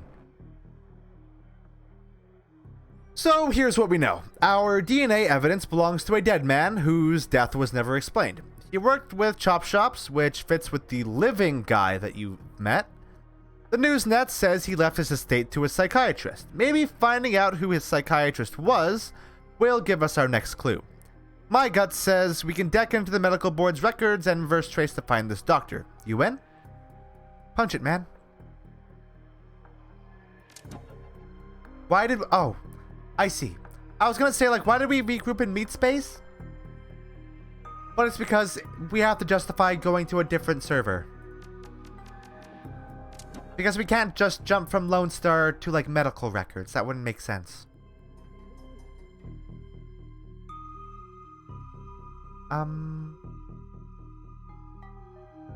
There's no cover in here.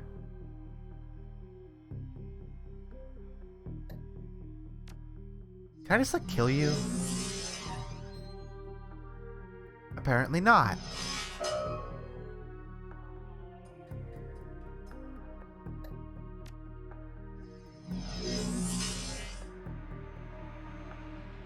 Kill it! Thank you. Ow! Fuck all the way off.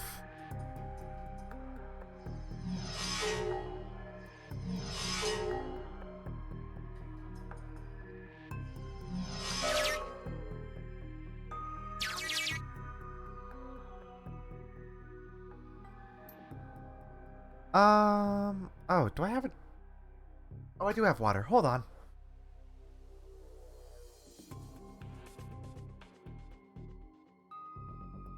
You're right. I should probably hydrate. It's been a while since I've taken a drink.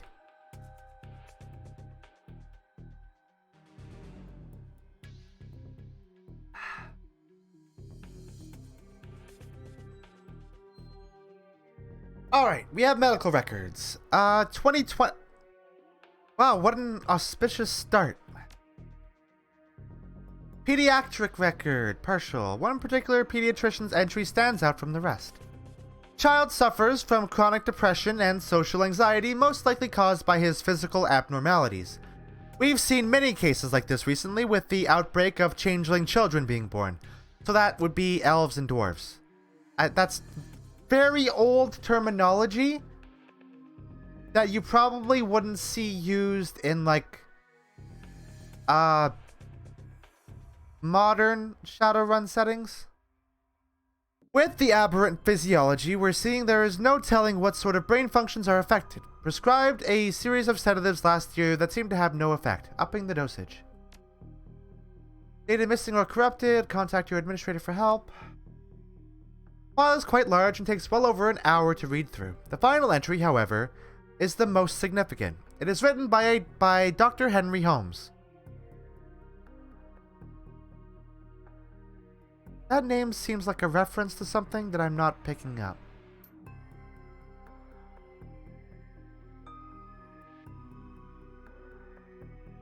Silas has overcome significant mental disorders and no longer goes through periods of violent episodes.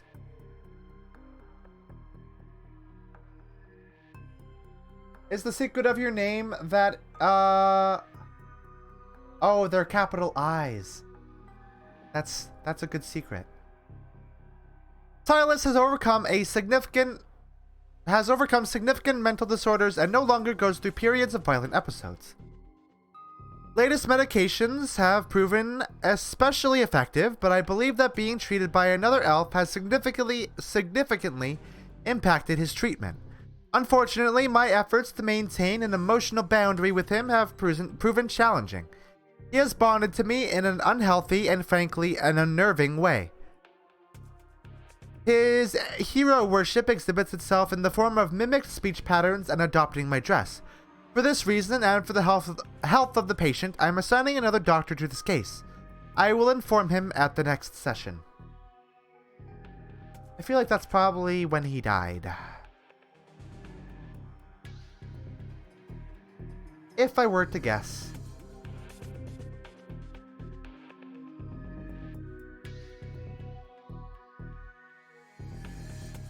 Alright. I will have to grab another bottle of water on my next break. For now, let's kill some ice. Let's abolish some ice.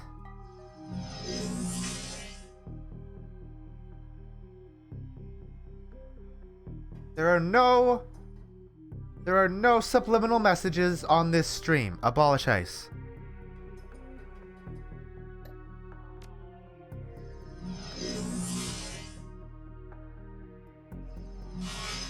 Oh fuck, that's black ice. I didn't even notice. Ice Abolisher could be a good Decker name. Or no, it would be like Abolish Ice, but Abolish Icy. Oh, that's so fun. I like that a lot.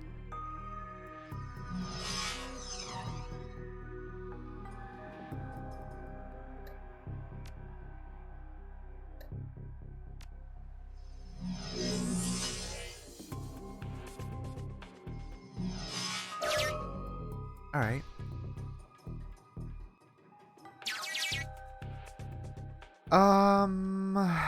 Current employment status. Dr. Henry Holmes currently holds the position of chief psychiatrist and administrator at Mercy Mental Hospital, Snohomish, Washington, UCAS.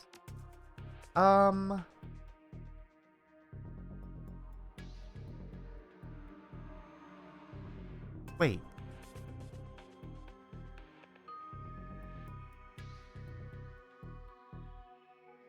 What's the difference between these two things? What's the difference between attending psychiatrist and psychiatrist in residence? Oh, does that mean he lives there? And attending psychiatrist means they don't? Or...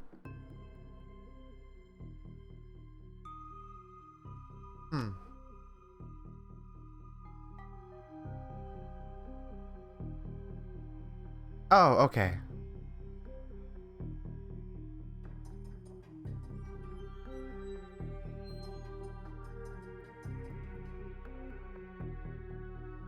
So it's just like...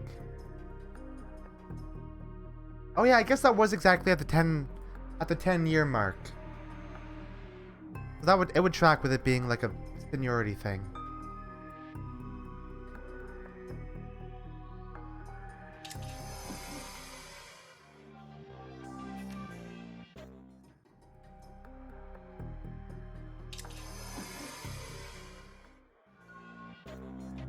Okay, we got a shitload of karma. Let's,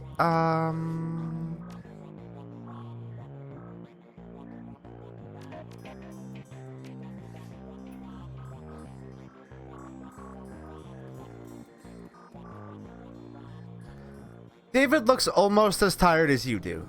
Oh, why would... I shifted into his voice too early. You can tell that this case has gotten under his skin like it has yours. Any luck in there? We found an exact match for the DNA, but it was linked to a dead chop shop assistant by the name of Silas Forsberg. Now, I have my theories, but what do you think is going on here, Alleycat? Maybe Silas faked his own death. That's a distinct possibility. What was it that we saw in the autopsy report? The face was so mangled that they had to use dental records to identify him. Good catch. That matches up with something I've seen runners try. It's easy enough to find a body shop that'll make a replica set of teeth for you. Find some schlub off the street no one will miss, swap the teeth, and throw the heat off your trail for a while. Lucky I've never been that desperate. But why would he need to go to those lengths?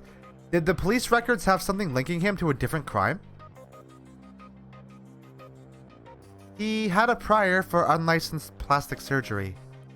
True, wouldn't look too good on someone's record if they wanted to become a doctor. I think this is beginning to come together. The late Silas left all his belongings to a doctor, Dr. Holmes.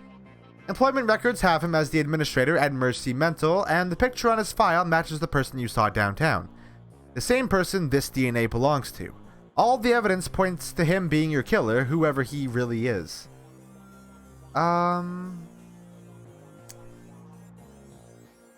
I should go find this Dr. Holmes and ask him some very pointed questions. Please pay him my respects. I always find that high caliber rounds get the point across. You should clearly hire some friends and go loaded for bear. I side-loaded a ton of valuable data from those Lone Star Matrix nodes. Here's your cut. I'll see you later. So Johnny, I don't know if we get Johnny Clean's backstory. Johnny Clean, he's a very famous hacker, or decker. He was one of the first actual deckers when, like, the Matrix was just coming into existence. Or it's theorized that that's who he is, anyway. And he was part of a team tasked with trying to prevent a virus that caused, like, basically the collapse of the internet, back when the Matrix was beginning to be a thing. And that was such a big event that it's literally referred to as the Matrix crash of, I can't remember what year it was, but like, it was basically like Y2K would have been, effectively. But yeah, he's also just like, he's been a decker for a while. He has a lot of experience. You have anything new? Ooh, yes you do. This one's so good.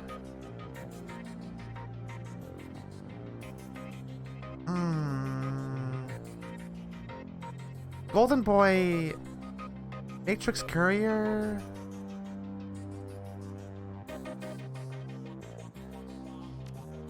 Let's do that one.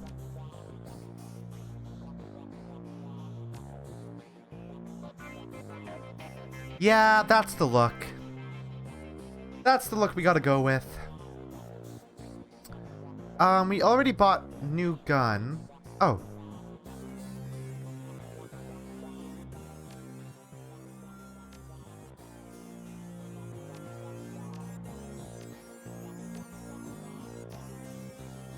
Okay.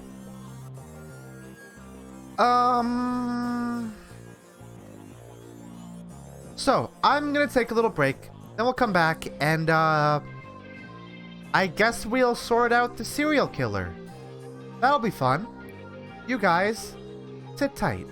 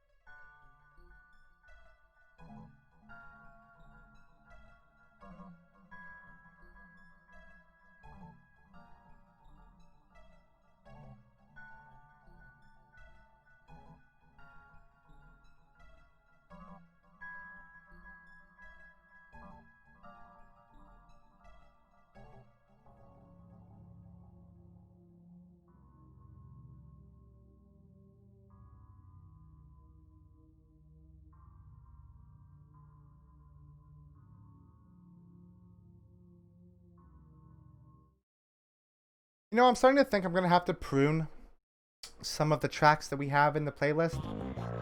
Because a lot of game soundtracks have very low energy tracks that don't really suit stream playlists. But I don't want to have to listen through like 401 tracks to weed through it. Oh, it's going to be so rough. I need to hire a crew. I think we actually have money for it this time. No, we'll bring Shannon, because she asked that we bring her. Why can't we bring Coyote? Or Paco? Like, what the fuck is up with that? We should bring someone that, like, does damage.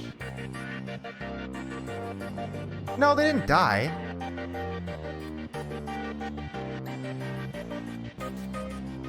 Maybe an adept? No, because they're melee.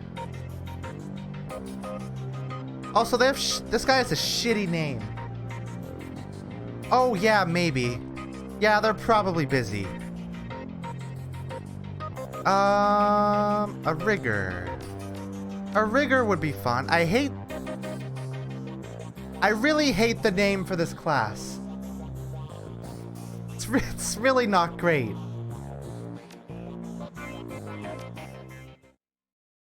They definitely show up later, yeah. I remember Paco gets drones. So I think he shows up probably after this. Once we start dealing with the bigger bad. The blood you found at the warehouse belongs to a man masquerading as one Dr. Holmes. And you've tracked him to Mercy Mental Hospital, located in the notoriously anti-metahuman farmlands of Snohomish. The drive to the hospital is long and unpleasant. Finally, you reach the walled and gated hospital compound. What does rigor sound like, Dr. Kilgood? Despite the pretense of security, the gate is unguarded, unlocked, and open. No one stops or greets you as you drive up to the large, crumbling building. Gothic ramparts top a damaged roof, cracked walls, and broken windows. All around the building is a lawn gone wild. Only the artificial light from within speaks of inhabitants. You walk up to the hospital steps to confront Sam Watts' killer and bring an end to the Emerald City Ripper. Yeah, you could pick a slightly different word. Rigor is like a bad word for somebody who like has a lisp or might like kind of like slur their words a little bit. Not great. Not great.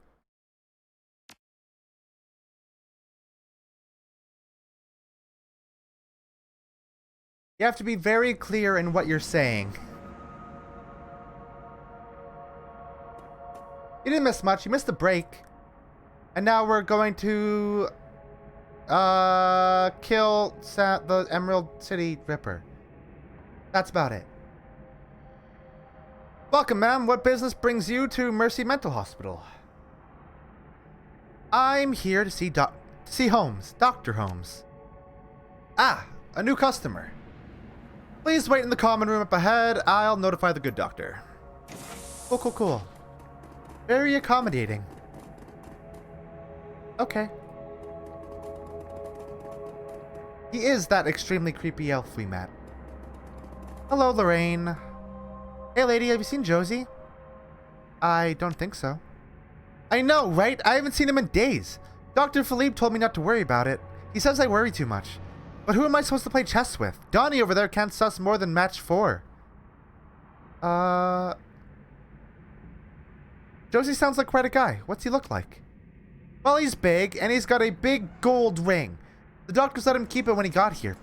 Sometimes he lords it over us, but I'm sure if I had a ring like that, I would do the same. He says he wanted playing for the Screamers in the Super Brawl years back. Urban Brawl, huh? That's a rough profession. Not too rough for Josie. He says he went whole seasons without any injuries. He was usually playing Outrider, though. Will you at least help me look for him? I have this key I swiped off the day guard, but they keep a close eye on us. You could have a peek in the infirmary and see if there's a record or something. He might just be in a cool-off room and they won't tell me. No sweat, I can do that for you. Well, we have already begun to snoop. Oh wait, hold on. Wait, what? Oh, wait, yeah. Why can't I interact? Why is that grayed out?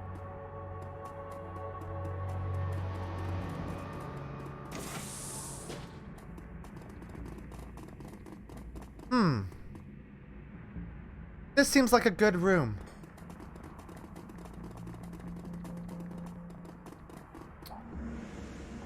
Read the medical history. Medications, rabbit, Reason for stay, post-traumatic stress disorder, status deceased. Read the attached notes. Patient had undocumented cyberware in the left arm, as well as multiple pieces of shrapnel in various locations. Complications would likely arise if transplanted to another host. The rest of the body is in excellent condition and can be used to improve other subjects, as well as fulfill some custom requests. Uh-oh. Hey, something tells me that this mental hospital is not entirely ethical. Look, there's an arm on the floor. And it has a big gold ring. Oh yeah, I do have a whole squad, huh?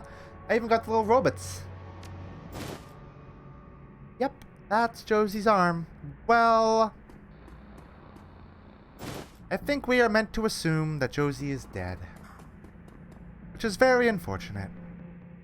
Why can't I read the trivet? Wait, oh wait. Do I have to do it at the desk here, maybe? No. Alright. Hey, Lorraine? I'm not sure how to put this. What? Tell me, did he get released? Maybe you should have this. You mean he... Oh, God. Well, thanks for your help. The noise of a scratchy PA system blasts through the room. Attention, Alley Cat. Please report to the North Hall to meet with the administrator. Okay. I'm sure this will go very well. Oh, hey, look. It's that guy. The elf standing before you may quite possibly be the ugliest elf you've ever seen. His meticulously clean lab coat, formal jacket, and old-fashioned bow tie give him the look of an undertaker from centuries past. As you approach the window, he locks eyes with you, smiling a thin, unnerving smile. I love that that's the exact same description that they gave him before when we first saw him. Good day to you. How can I help you? Dr. Holmes, I presume? You're a hard man to reach, especially considering you're dead. I'm sorry, who's dead? He acts genuinely confused, but he can't seem to drop the smile from his lips. It was a good racket you had going here, but you got sloppy with your kills, and now the Ripper's trail leads straight to your door. The only trail I see is the one that you have left in your own wake. In fact, I believe the Ripper may be standing right in front of me. Guards! Oh. This went well. Ow! Ow, stop! No, see, I don't have Overwatch. It's not... Oh, wait. Never mind, it's over... What? What? What? Why? That inconsistency is very confusing. Because when you're decking, it's over here.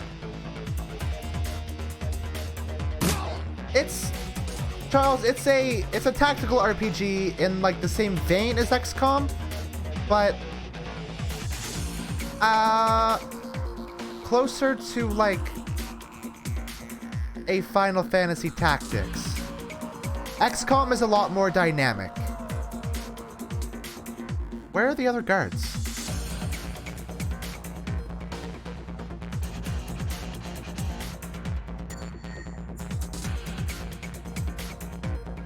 Oh. Probably need that. Yep. Yep.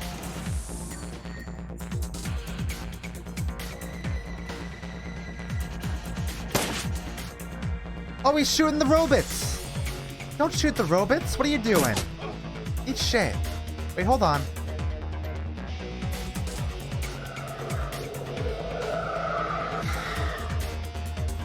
And... pop! Oh, that sucked. God, the battle music is so good. It makes me feel really nostalgic for when I first started listening to the Neo-Anarchist podcast. Because, like, this... It has a little, like, undertone of that specific song in it. It's so good. I think it's done by a specific composer for Shadowrun. It's such a good little riff.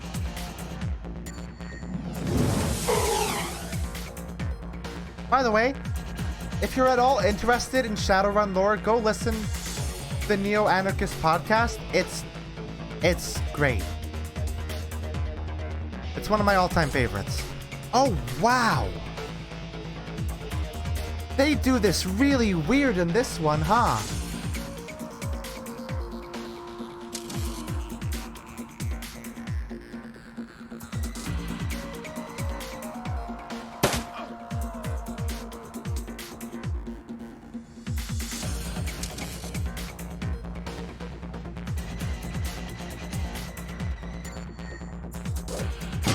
Oh.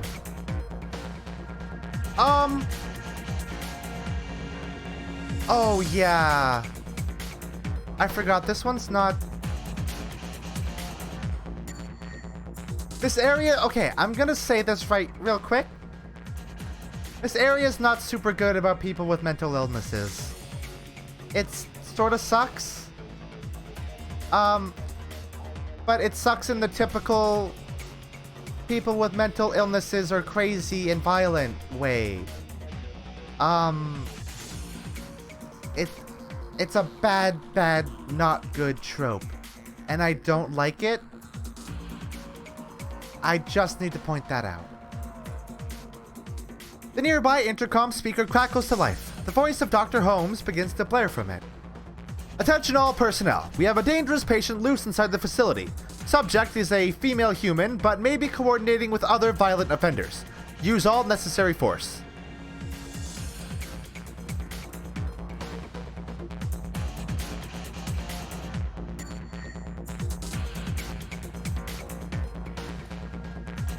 No, Outlast is the worst with that. Outlast is the actual worst with that. Arkham Asylum is pretty bad with it too, though.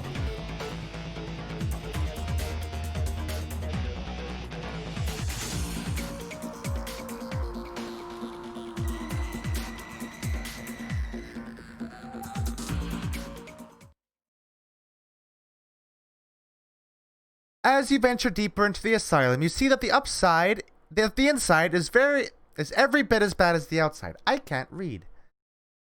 Gone is any attempt to uphold sanitary hospital aesthetics. With peeling paint, cracked floors, and exposed conduit, the pretense of mental care is shattered. In this modern era, Mercy Mental Hospital is a throwback to the barbaric asylums of old, prisons and torture chambers rather than places of healing. It's clear that Dr. Holmes is spending his money on something other than this facility. You continue on. Holmes can only run so far. At least credit where credit is due. This is a good little paragraph here. That's appreciated, even though it does fall into the trappings of these harmful stereotypes. That also bears mentioning. Like, the thing with Harebrained Schemes is that they obviously try, with the Shadowrun games at least, to make games, like, with some amount of social responsibility, and I appreciate that. And they might goof them up every now and then, but, like, there's clearly an effort made. And that's really appreciated. It's not something you would get out of say, I don't know, as a random example, CD Projekt. You would never get that. Because they don't have much consideration for being socially responsible. Harebrained Schemes, on the other hand, because they're indie and not run by a literal billionaire, they give a shit.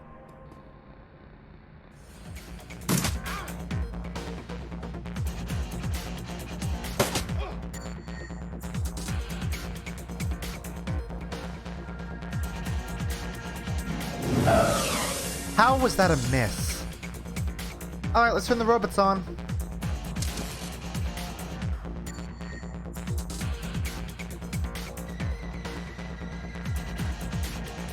I really wish you had something other than explosives, because I don't want to, like... I would rather not accidentally hit one of the patients.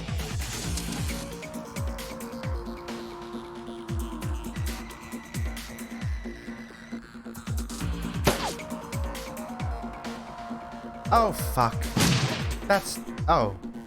Never mind. That barely did any Well, okay then. Wait. Are the patients... neutral?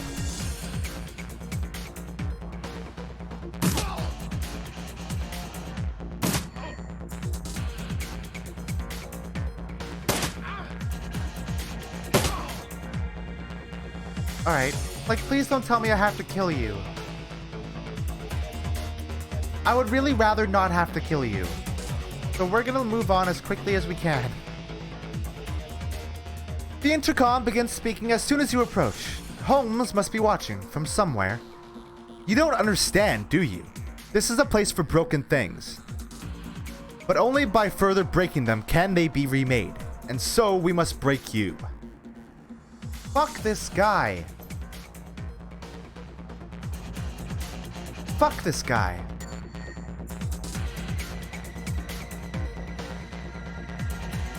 I hate him so much.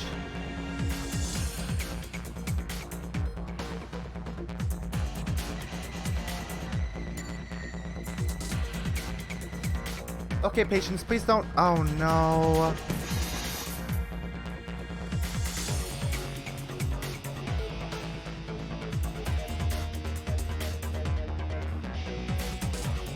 They attacked first.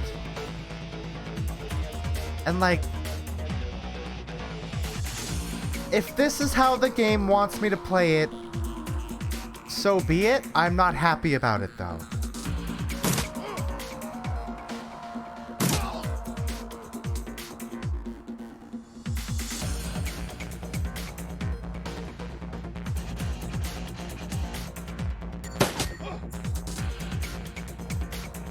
Let it be known that I hate this a lot.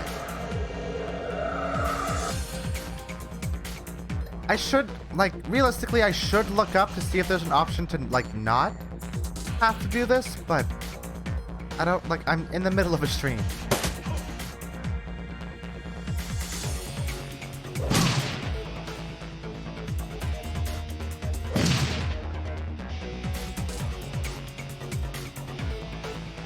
Holy shit, dude.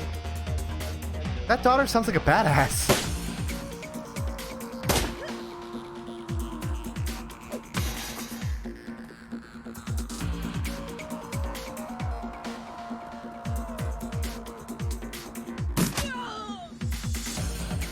Alright, let's continue making progress.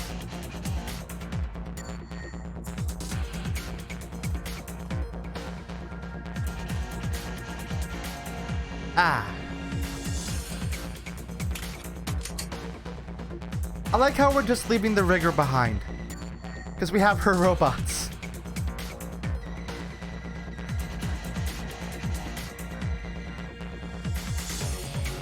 Wait. Where the fuck did you get those?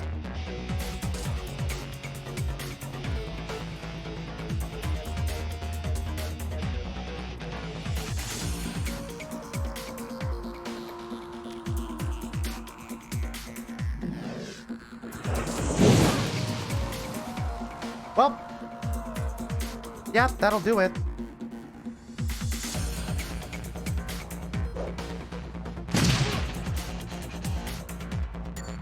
Not quite AoE damage, huh? Bummer.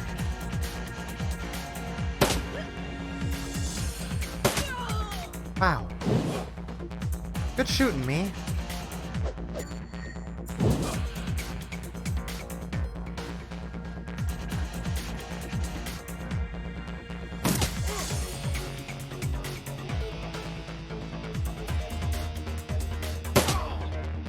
Alright.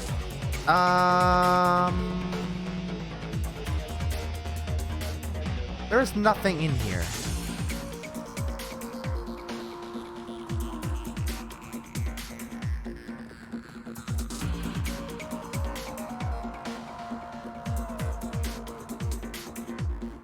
Wait, were those ley lines? Do ley lines actually matter in this game?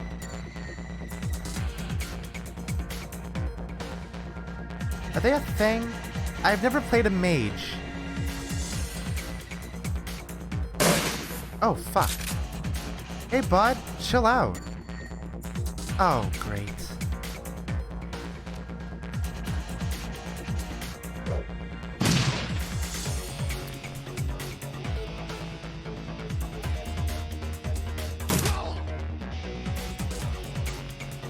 Cool. This game has a lot of neat systems that are like exclusive to one class.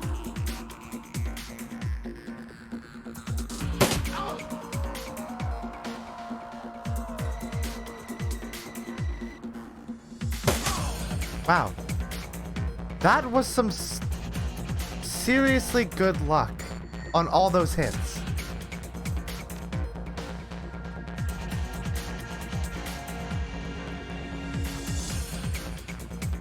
Okay, can I take the key?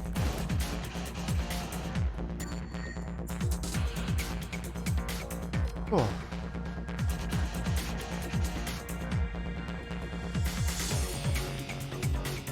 I feel like when we get to Dragonfall, I'm gonna try to do a character that I like haven't played before.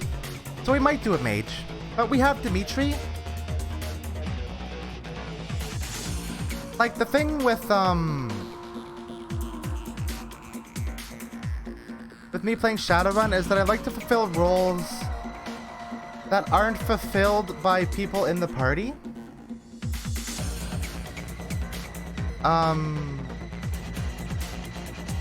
That's true.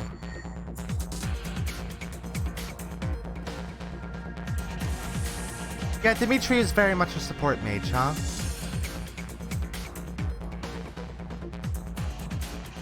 From another intercom, Dr. Holmes continues. Someone once told me that I was a broken thing, but he also said I could remake myself.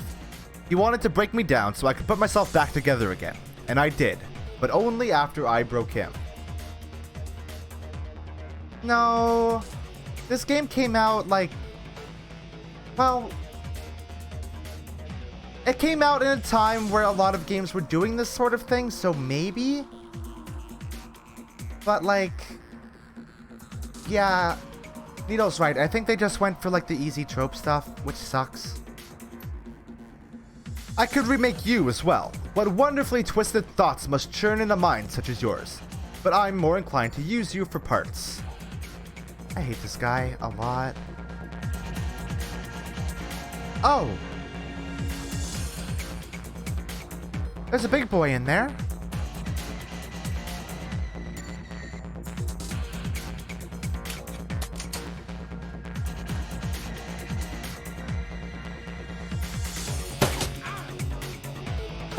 Oh, he has a Where did you get a shotgun?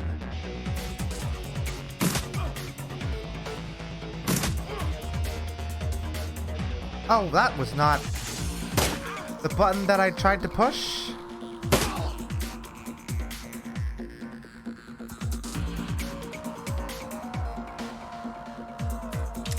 Off. You also need to turn off, please. Because we actually need the dwarf to come transition.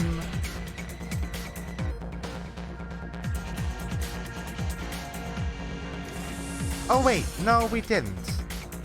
Not quite yet.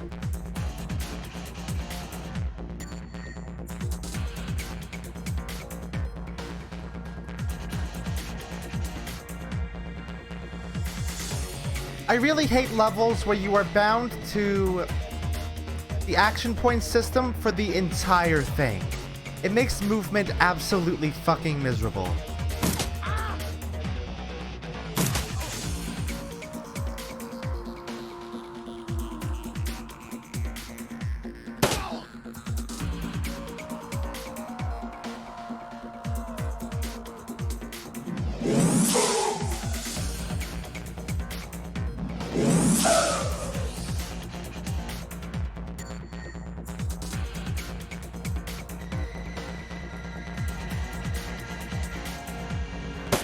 Ow!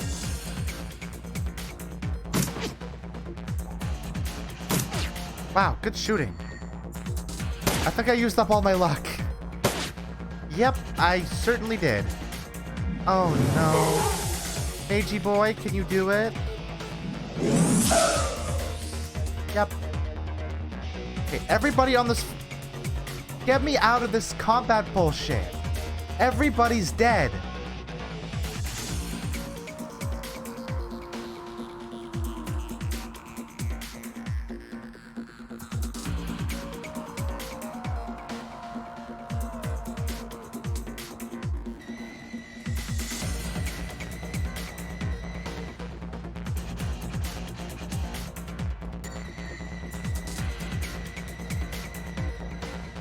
Okay, I'll have you transition into the next scene first, and then... There we go. Alright, let's watch back the videos. Got some cutout chips in last week, tried them out on the patients with violent flashbacks, hoping it would at least mellow them out some. It was like night and day. Once the chip was installed, all of their psychotic break triggers were blocked. Miss Yuskin has gone 4 days without attacking the staff or herself. In today's interview, Miss Yuskin told me she hated her legs, said they were stumpy, unattractive. I haven't done a transplant in years, but I offered to give her new legs. Her face lit up like it was Christmas. At least her cutout can block out the surgery and painful recovery process.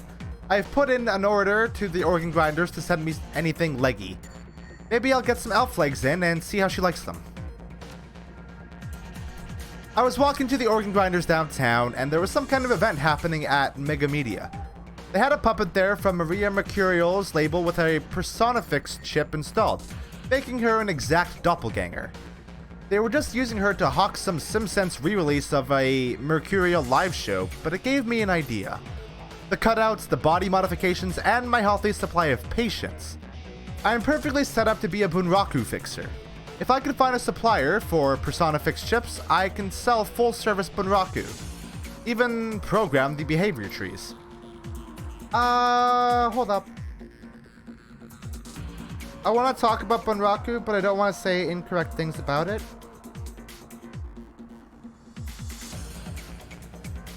So we're gonna do a quick...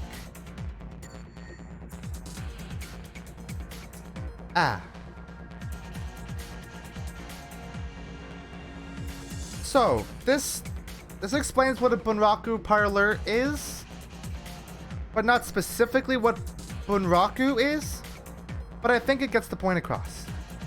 A Bunraku parlor is a brothel where girls, oftentimes kidnapped as part of human trafficking operations, are slotted with a Personifix chips.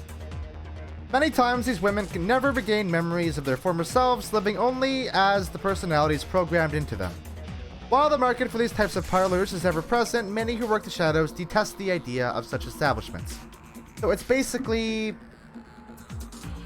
Well, I guess getting into the Bunraku trade is basically meaning that he's going to use his patients as sex slaves and implant personalities in them with data chips. That's basically the whole thing, I guess. And because he has the ability to modify their bodies, he can probably sell them at a pretty high profit because they'll ideally all be very attractive. Found a buyer for the first Bunraku. A man in the Barrens offered me 20,000 new yen for the female troll I've been modifying. He likes them big, he says. All that's left is to arrange delivery. He says he can put me in touch with some more buyers if I'll accommodate special orders. These morons' lives are already over anyway. The least they can do is line my pockets. Yeah, brainwashed sex slaves, basically. Bad, bad, bad stuff. So, basically what this is saying is that on top of being a serial killer, this dude is even more fucked up than that. Like, absolutely no morals. So, I feel no guilt in killing this man, which we are about to do. Before you is a medical lab turned torture chamber. The smell of old blood and decayed flesh permeates the room. Gory stains speak of the body's fluids spilled without regard for well-being or hygiene. There are bodies, probably former patients, trapped in hideous machines enduring horrific experiments. The subjects you can see all appear dead. Any that aren't must wish they were. You've chased Holmes to his lair. Just as his face reveals an ugly soul, so does his safe haven, it would seem. Holmes, Silas, the Emerald City Ripper. The elf is a monster beyond compare. It's time to end this. Accurate. That's very accurate. He's a fucking monster. No, that's not accurate. He's very clearly a man. And not that I'm saying that, like, oh yeah, he's a man, of course. But, like, no, he's a person. And people do fucked up shit. And I really hate people trying to escape that by calling horrible people monsters. It's just not accurate to reality. Monsters don't exist. Horrible people exist. And yeah, that sucks and is very hard to come to terms with, but that's just how the world is. So we are going to set ourselves up the bomb. Really love that we don't get any heals in between scenes, but what did I expect? You haven't taken a hit. You haven't even been in... Did we... We should activate her robots beforehand, right? Yes, absolutely eat the rich. Correct. But also, a lot of horrible people, unfortunately, are not rich. And it's like, it's an environmental thing, you know? That being said, a lot of the most notorious serial killers were rich, and all notorious serial killers are white men. So, you know, maybe there's a trend there. I don't know. I'm not saying that, like, there's a correlation, but... Another intercom crackles at your elbow. One solid blow would offer a few moments of blessed silence, but this is also a rare chance to get a word in on the good doctor, who greets you with more of his chittering laughter. You are a persistent one, a fine specimen indeed. We both know how this ends, so let's get to it already. Patience, patience. We're not done here yet. I have one last examination to conduct. So hey, there's the big troll.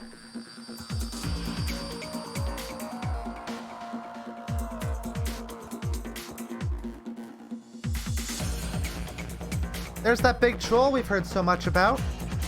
Hey, how about we just throw the robots? Throw the robots at it? That sounds good to me. Hey look, big troll. There's a lot of robots for you to fight. Don't attack the squishy people. Attack the robots. Oh, you are actually doing that. Is that...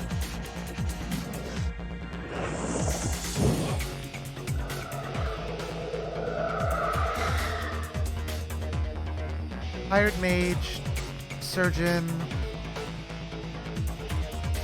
I'm going to be honest, I did not expect more enemies than the big troll.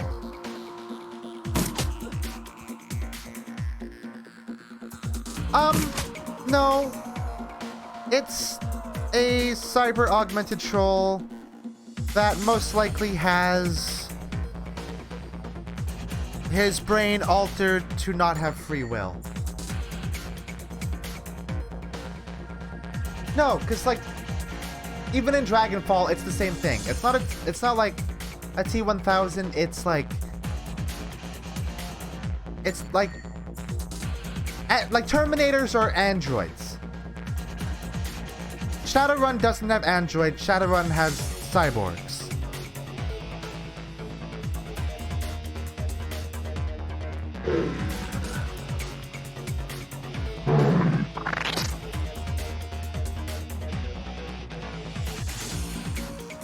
Does Shadowrun have androids? I said that, but like... Oh. This guy? No. He's just a guy in a dumb outfit.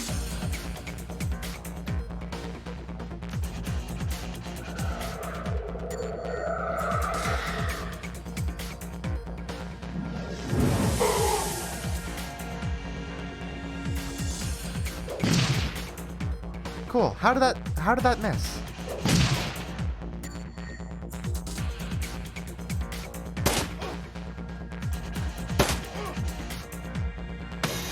Oh god. Oh no. Oh no. That's really not good. I didn't realize. I totally forgot that dump shock is something to worry about with a rigger. That's a problem. Hey bud.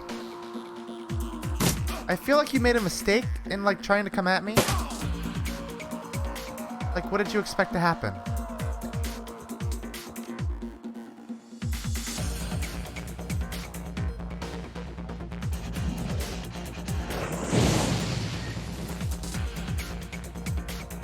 Let's just go like... Oh no! Wait! Why is a spirit escaping not a huge Wow, you're really going for the one that's unfucking conscious.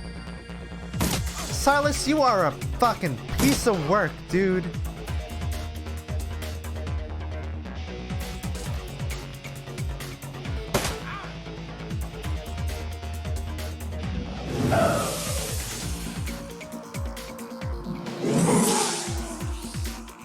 Yeah, rigor does sound weird said out loud. I don't like it as a term.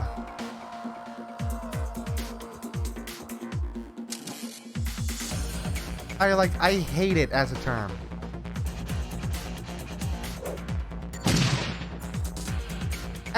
Probably... Oh.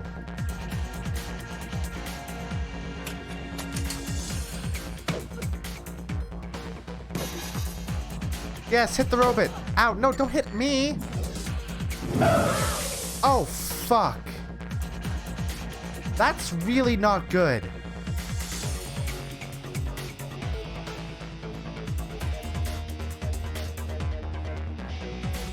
Wow, you have no skills with your gun. Uh-oh. Uh-oh.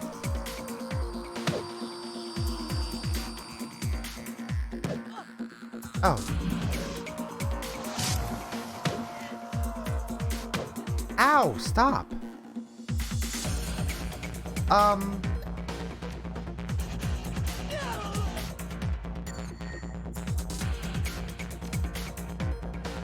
Okay.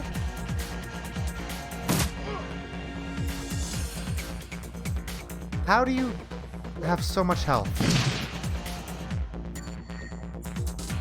Please hit. Thank you.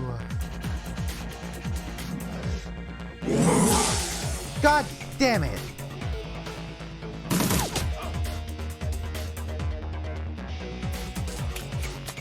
Oh, this is so rough.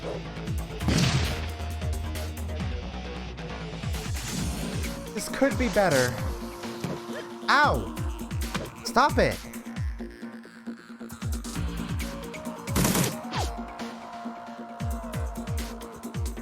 Shannon is like about to die.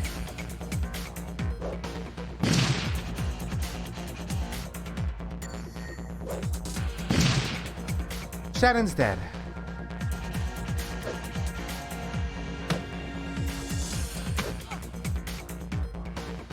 Great.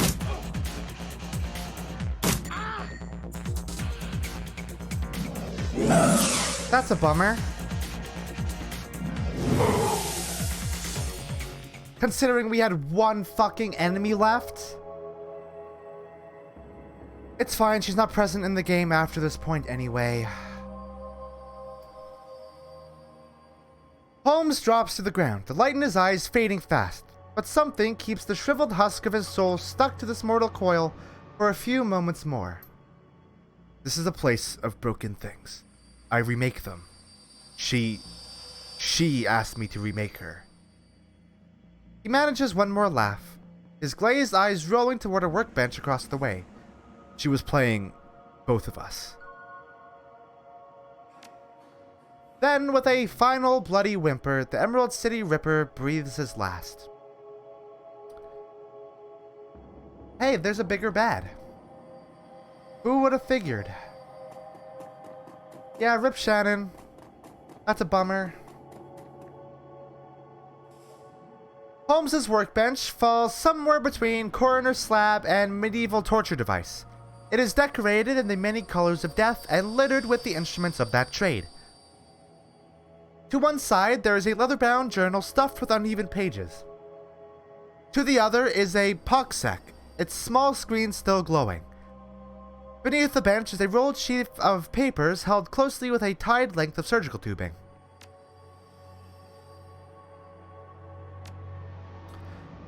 Leafing through the pages, you find in a few intelligible entries. Holmes may not have been a real doctor, but his handwriting certainly fits the stereotype. Stuffed in the last few pages is a copy of a disinterment order from a local cemetery, with the grave's occupant marked as Melinda Watts. That, we can only assume, is Sam and Jessica's mother. Why, oh why, would a serial killer have a copy of a disinterment order for Sam Watts' mother? Holmes is still logged in, granting you access to his currently loaded files. Prominent among them is a hospital report from a donor program. It lists the organs beside the names and vital statistics of the recipients. Your eye catches Sam Watts' name beside the entry for liver. Also on the list are the Ripper's other known victims, along with several others who may have shared in the same fate. There is also a large sum of new yen which can easily be transferred to your account. Hey, jackpot. Unfurling the large sheet of paper, you discover a diagram of the human female form, rendered to an impressive level of detail. It appears to be the blueprint for making Holmes's very own monster. Okay. Well,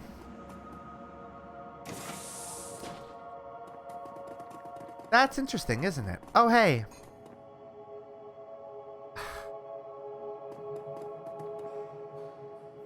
His chip slot is still fresh, the open wound pink and wet and lurid. His voice drips innuendo, but his eyes say nobody's home. Well, hello there. Did you come to play? Are you okay? How long have you been here? Of course we're okay. We're ready for a little party. You want to have a little play party with me? By your name? She's assembled in a standard config. Face of a schoolgirl, body of a stripper. You'll need some thick beer goggles to miss the work she's had done. Like nothing to be done with these, huh? That's a bummer.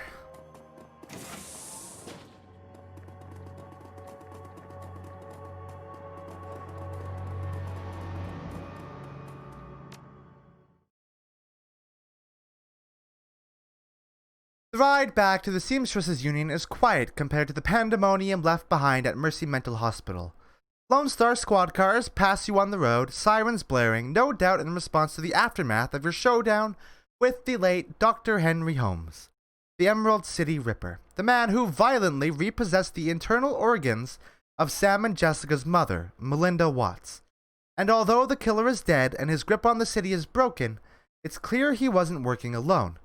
There are loose ends aching to be tied.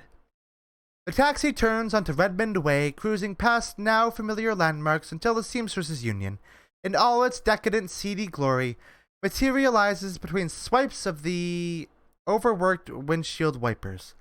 Time to evaluate your next move. Well, our next move is obviously clearly to go after Jessica, because she's connected to this. Which means I guess we would have to go to that funeral after all. Or the interment. However, that's the end of the stream today. Thank you all for joining me today. God, this is still a very good video game. And I can't believe I started going through this saying that I didn't like it very much, because fuck, I like this a lot. I will be back tomorrow. We're gonna play some Fall Guys. Because that game is fun. And I got it for free, so I might as well stream it. Depending on how that goes, we might either do it for the full stream or like half. And I might do Monster Hunter World a bit tomorrow, but we'll see. And then Friday, we'll come back. Maybe finish this? I don't think there's much game... Needle, there's not much game left here, right? Like, we go do the funeral thing, and then we go to the next location, and then that's it. Yeah. Then we meet up with Loftweir, and... No, it's 3. It's the funeral, then going to the next location, and then leaving that location, and then going back to that location better prepared and finishing the game. So yeah, we'll be able to finish this. Yeah. Anyway, I love you all. I hope you all have a wonderful morning, afternoon, or night. And as always, good sleep.